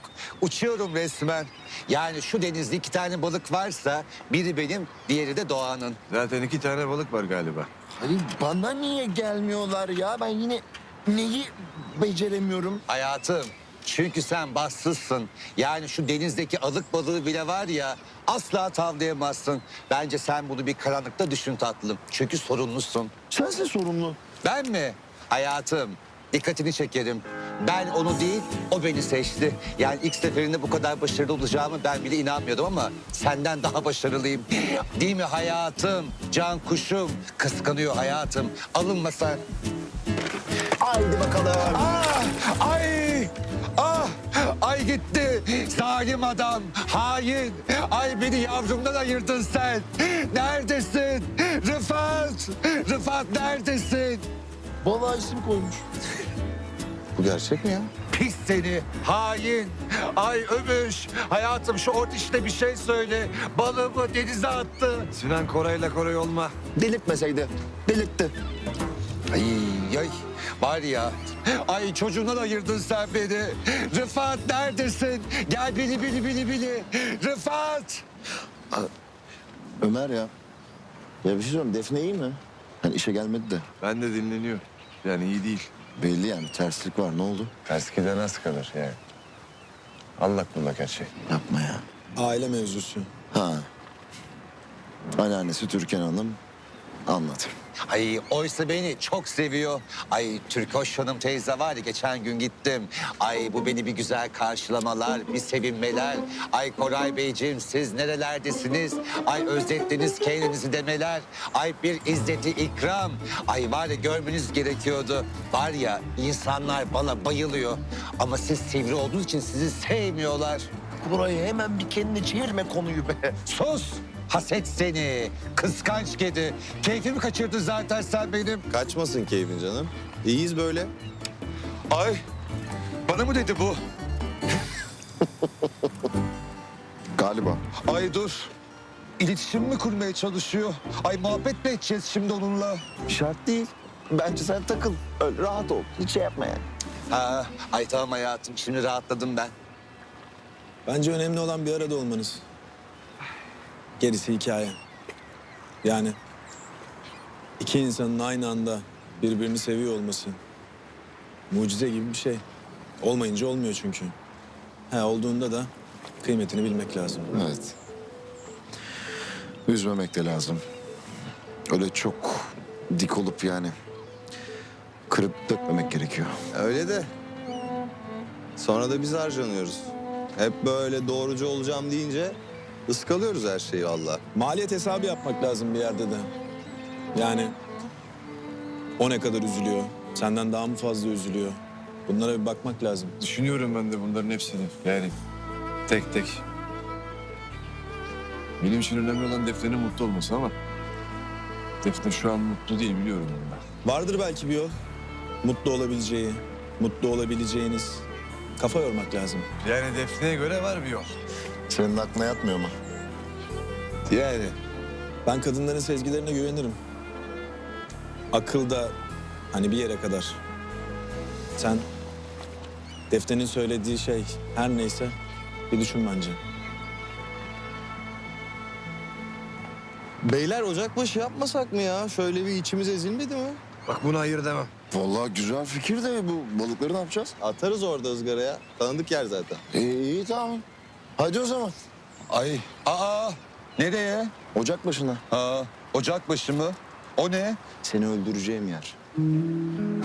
Pis kepçe. Ay çok acıktım.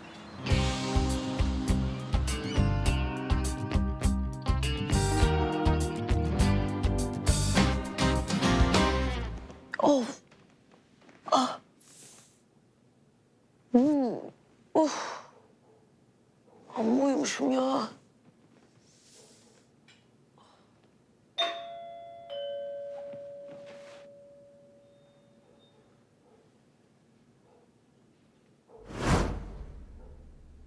Gel Şükrü abi, buyur geç. Ömer Bey'in imzalaması gereken evraklar vardı da onları getirmiştim ben de. Tabii tamam. De Ömer dışarıda ama birazdan gelir. Ben sana bir kahve yapayım geleyim. Zahmet olmasın. Sağ olasın. Teşekkür ederim. Afiyet olsun. Siz de maşallah ne güzel oldunuz Ömer Bey'le böyle. Bak onca badire atlattınız, onca şey yaşadınız. Ama bak sonunda güzel günler sizin oldu işte. Tabii. Evet. Artık düğün dernek filan herhalde. Yani kısmet. Şükrü abi ben kötü biri miyim? Sen kötü? Yani böyle dışarıdan baktığında ay ne katı kalpli kız. Ne bencil der misin? Vallahi Defne, sen benim bu hayatta tanıdığım en merhametli, en vicdanlı insansın. O nereden çıktı öyle? Ne bileyim. İnsan sevdiklerini üzünce. Öyle tabii canım. Yani ama üzülmek de var yani. Değil mi ya? Yani sonuçta nereden baksan herkes kendi hikayesini yaşıyor. Tabii. Önce kendini seçmen lazım. Yani ne kadar bencilce gelse de öyle yani. Doğru söylüyorsun. Mutlu olmam lazım benim. Mutlu olacağıma inandığım yoldan gitmem lazım. Aynen öyle.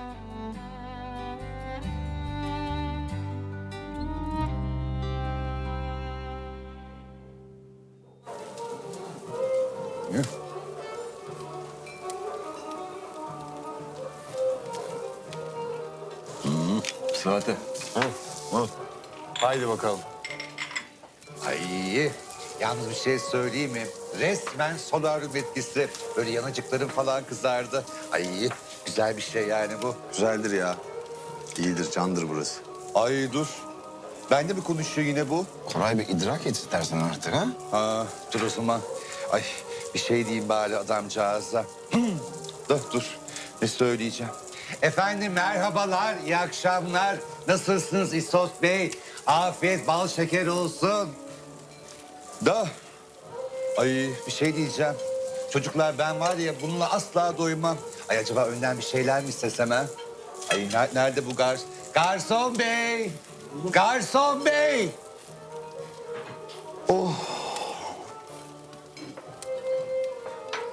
Buyur abi. Abi mi? Höst, sensin abi. Bu da heveslisi gibi abi diyor. Hayatım en fazla 2 yaş vardır aramızda. Neyse tatlım, seni kendi ayıbınla baş başa bırakıyorum. Bana tatlım gazpacho getirir misin? Yok Koray Bey burada. Yok mu? Ay dur o zaman. Ay paella olsun o zaman. O da yok. Ay o da mı yok? Ay dur ne söylesem acaba ben? Ay peki böyle tapas gibi bir şey yok mu yani sizde? Kardeşim teşekkür ederiz sağ olasın. Koraycığım istersen abartma tamam bak sen bunları ye. Eğer doymazsan ki mümkün değil başka bir şey daha attırırız tamam mı? Ay demek ki aç kalacağım ha. Ay olsa hayatım benim evin köşesindeki sandviçi 24 saat açık. Oradan bir şeyler yerim. Çünkü aç karnına böyle uyuyamıyorum da. Yalnız beyler, balıklar şahane kızardı ha. Bir şey söyleyeyim mi Pamir? Kollarına sağlık. Yani sayende doyduk ha. Kenan'la konuş. Biz kepçe. Al Rıfat. Ay dur. İyiyim değil mi?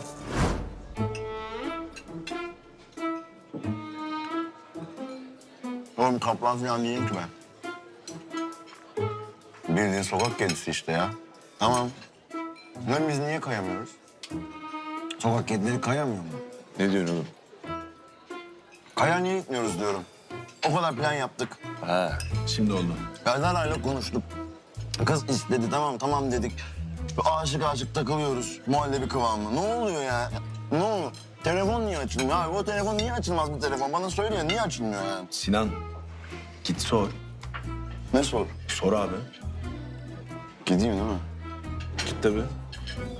Ben gideyim, doğru diyorsun ya. Gideceğim, soracağım abi. Bir şey diyeceğim ben şimdi, acaba Neriman Hanım'a söylesem mi? Acaba onun sözünden ne bilmiyorum ya. Sinan hadi saçmalama. Hadi git sen. İyi hadi ben gideyim. Ay Sinoş. Hayatım beni bıraksana. Uyku saati geldi de. Koray sen otur. Takılma adama şimdi. Ben bırakırım seni. Şey yaparız ya. Taksi falan çağır. Ben geliyorum. Ay! Montun nerede? Ha, kapıyı kapat. Aman. İyi misin? Hadi. Ay yalnız hayatım, beni böyle bırakmak için kapışmanız hoşuma gitti. Amerikon bu arada yeterince seninle vakit geçiremiyoruz artık eskisi gibi. Unutma hayatım beni.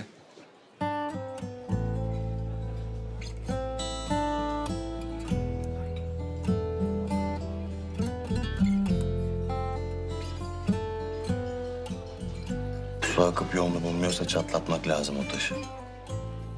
Efendim? Ustam söyledi bugün. Hoş akacağı varsa zaten kimse duramaz önünde. Eninde sonunda çatlatır o taşı. Doğru. Geciktirmenin bir anlamı yok. Yani olmuyorsa, durmuyorsa, ızdırap görüyorsa akacak. Biraz hasarlı olacak ama yapacak bir şey yok. Evet. Böyle.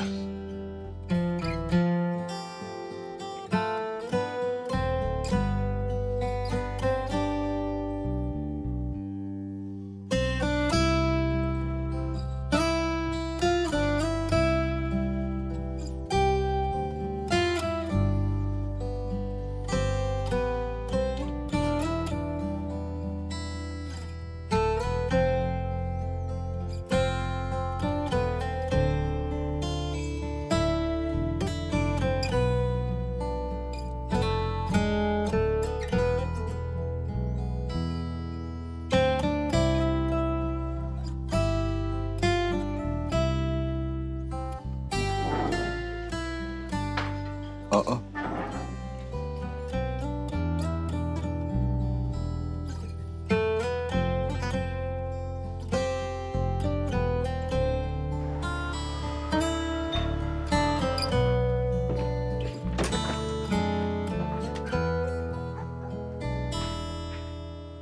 Sinan. Ne oluyor? Biz niye görüşemiyoruz ya? Niye kaçıyorsun benden? Sinan bak. Ya ben tam oldu diyorum, tamam mı? Her şey yolunda diyorum. Bir anda kayboluyorsun. Ya bir şey soracağım. Senin benim canıma kastın mı var? Ha? Gerçekten söyler misin? Benim canıma kastın mı var sen? Ya bir açıklama bekliyorum senden lütfen ya. Dinliyorum, evet. Tamam anlatacağım, hepsini anlatacağım. Ama şimdi olmaz lütfen. Hayır, ben şimdi duyacağım. Ben şimdi dinlemek istiyorum, tamam mı? Sinan lütfen dedim. Tamam yarın anlatacağım ama şimdi gitmen lazım. Ya bak sana, ben kaplan falan değilim. Ben bulunmaz Hint kumaşı da değilim ben. Ben öyle sıradan bir adamım. Tamam mı? Ben öyle sıradan basit bir adamım. Anladın mı? Seni seven basit bir adamım ben. Öyle ağırdan falan da alamam. Umurumda değil öyle. Patronmuşum da çok meşgulmüşüm, önemli biriymiş. Umurumda değil. Tamam, 2 lafına bakar, her şeyi yakarım. Ya tamam, gel tatile gidelim. İstiyorsan gel dünya seyahatine çıkalım ya, fark etmez. Ya Lara'ya da bakarım. Ya senin çocuğun diye değil, ben sevdim onu. Ya mesela biz sevdik birbirimizi ya. Ya ben orada kayak öğretecektim. Sen niye araya giriyorsun? Ya ne oluyor ya? Özür dilerim şey. Toparladım ben. Dinliyorum. Lara, hadi gel puding yapalım. Oy, oy, oh.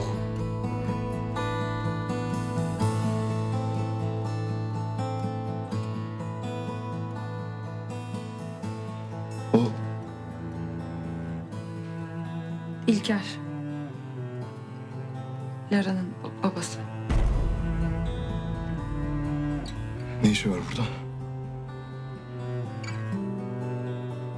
Burada mı kalıyor? Evet. Bu konuyla ilgili kalbimi parçalamadan yapacağım bir açıklaman var mı? Var tabii ki var. Sedacığım, misafiriniz var canım.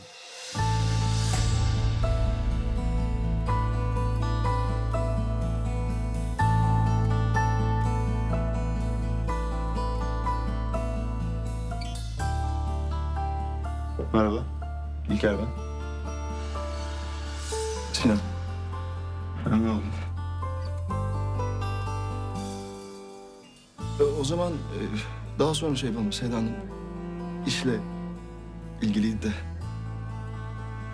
bu saatte rahatsız ettim. Rica ederiz.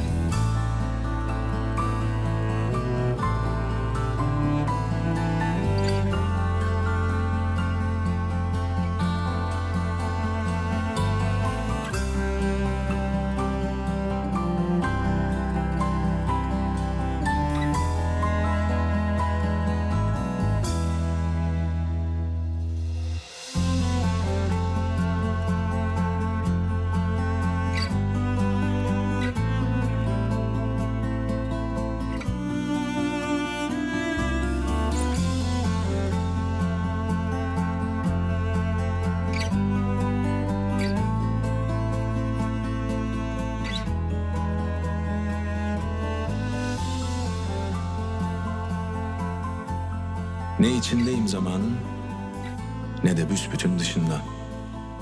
Yekpare, geniş bir anın parçalanmaz akışında. Bir garip rüya rengiyle uyuşmuş gibi her şekil. Rüzgarda uçan tüy bile benim kadar hafif değil. Başım sükutu öğüten uçsuz bucaksız değirmen. İçim muradına ermiş, abasız, postsuz bir derviş. Kökü bende bir sarmaşık olmuş dünya sezmekteyim. Mavi, masmavi bir ışık ortasında yüzmekteyim.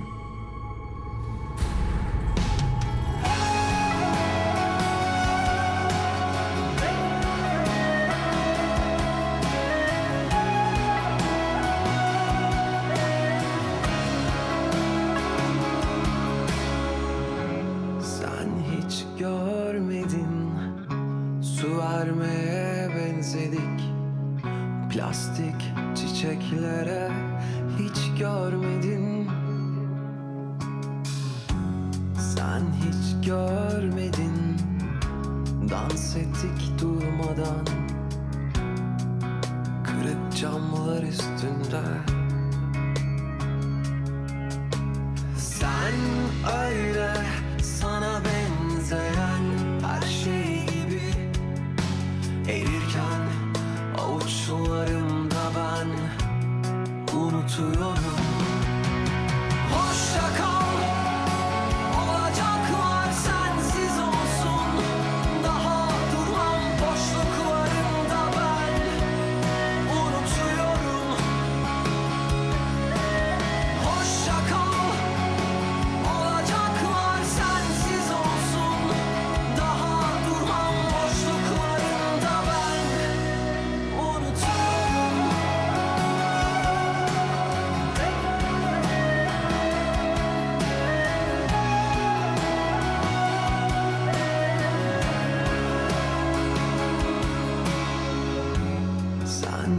görmedin. Baştan böyle yazılmış, yok kimsesi, kimsenin, hiç kimsenin. Sen hiç görmedin, sonu baştan yazılmış. Bitti, bitti, bitti kelimelerim. Sen öyle sana benzeyen her şey gibi erirken avuçlarımda ben unutuyorum. Hoşça kal, olacaklar sensiz olsun. Daha durmam boşluklarımda ben unutuyorum. Hoşça kal, olacaklar sensiz olsun. Daha durmam boşluklarımda ben unutuyorum.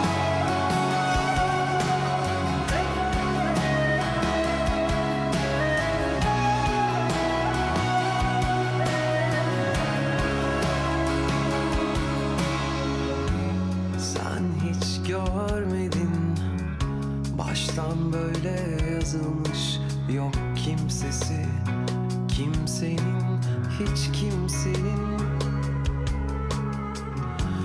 Sen hiç görmedin, sonu baştan yazılmış. Bitti, bitti, bitti kelimelerim. Sen öyle sana benzeyen her şey gibi erirken avuçlarımda ben unutuyorum. Hoşça kal, olacaklar sensiz olsun. Daha durmam boşluklarımda ben unutuyorum.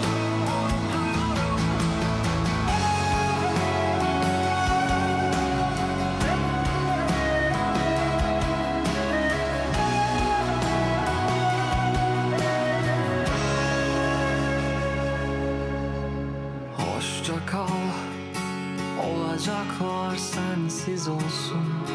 Daha durmam boşluklarında ben unutuyorum.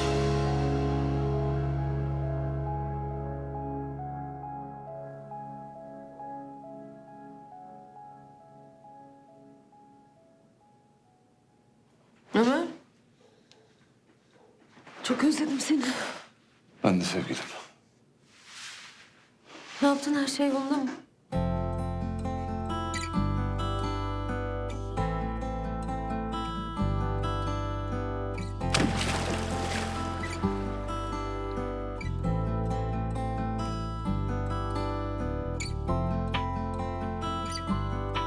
Sen haklısın galiba. Artık her şeyi arkada bırakıp kendimizi düşünmenin zamanı geldi. Kaçalım sevgilim. Nereye gidiyorsun? Nereye? Düşündün mü acaba sonunu?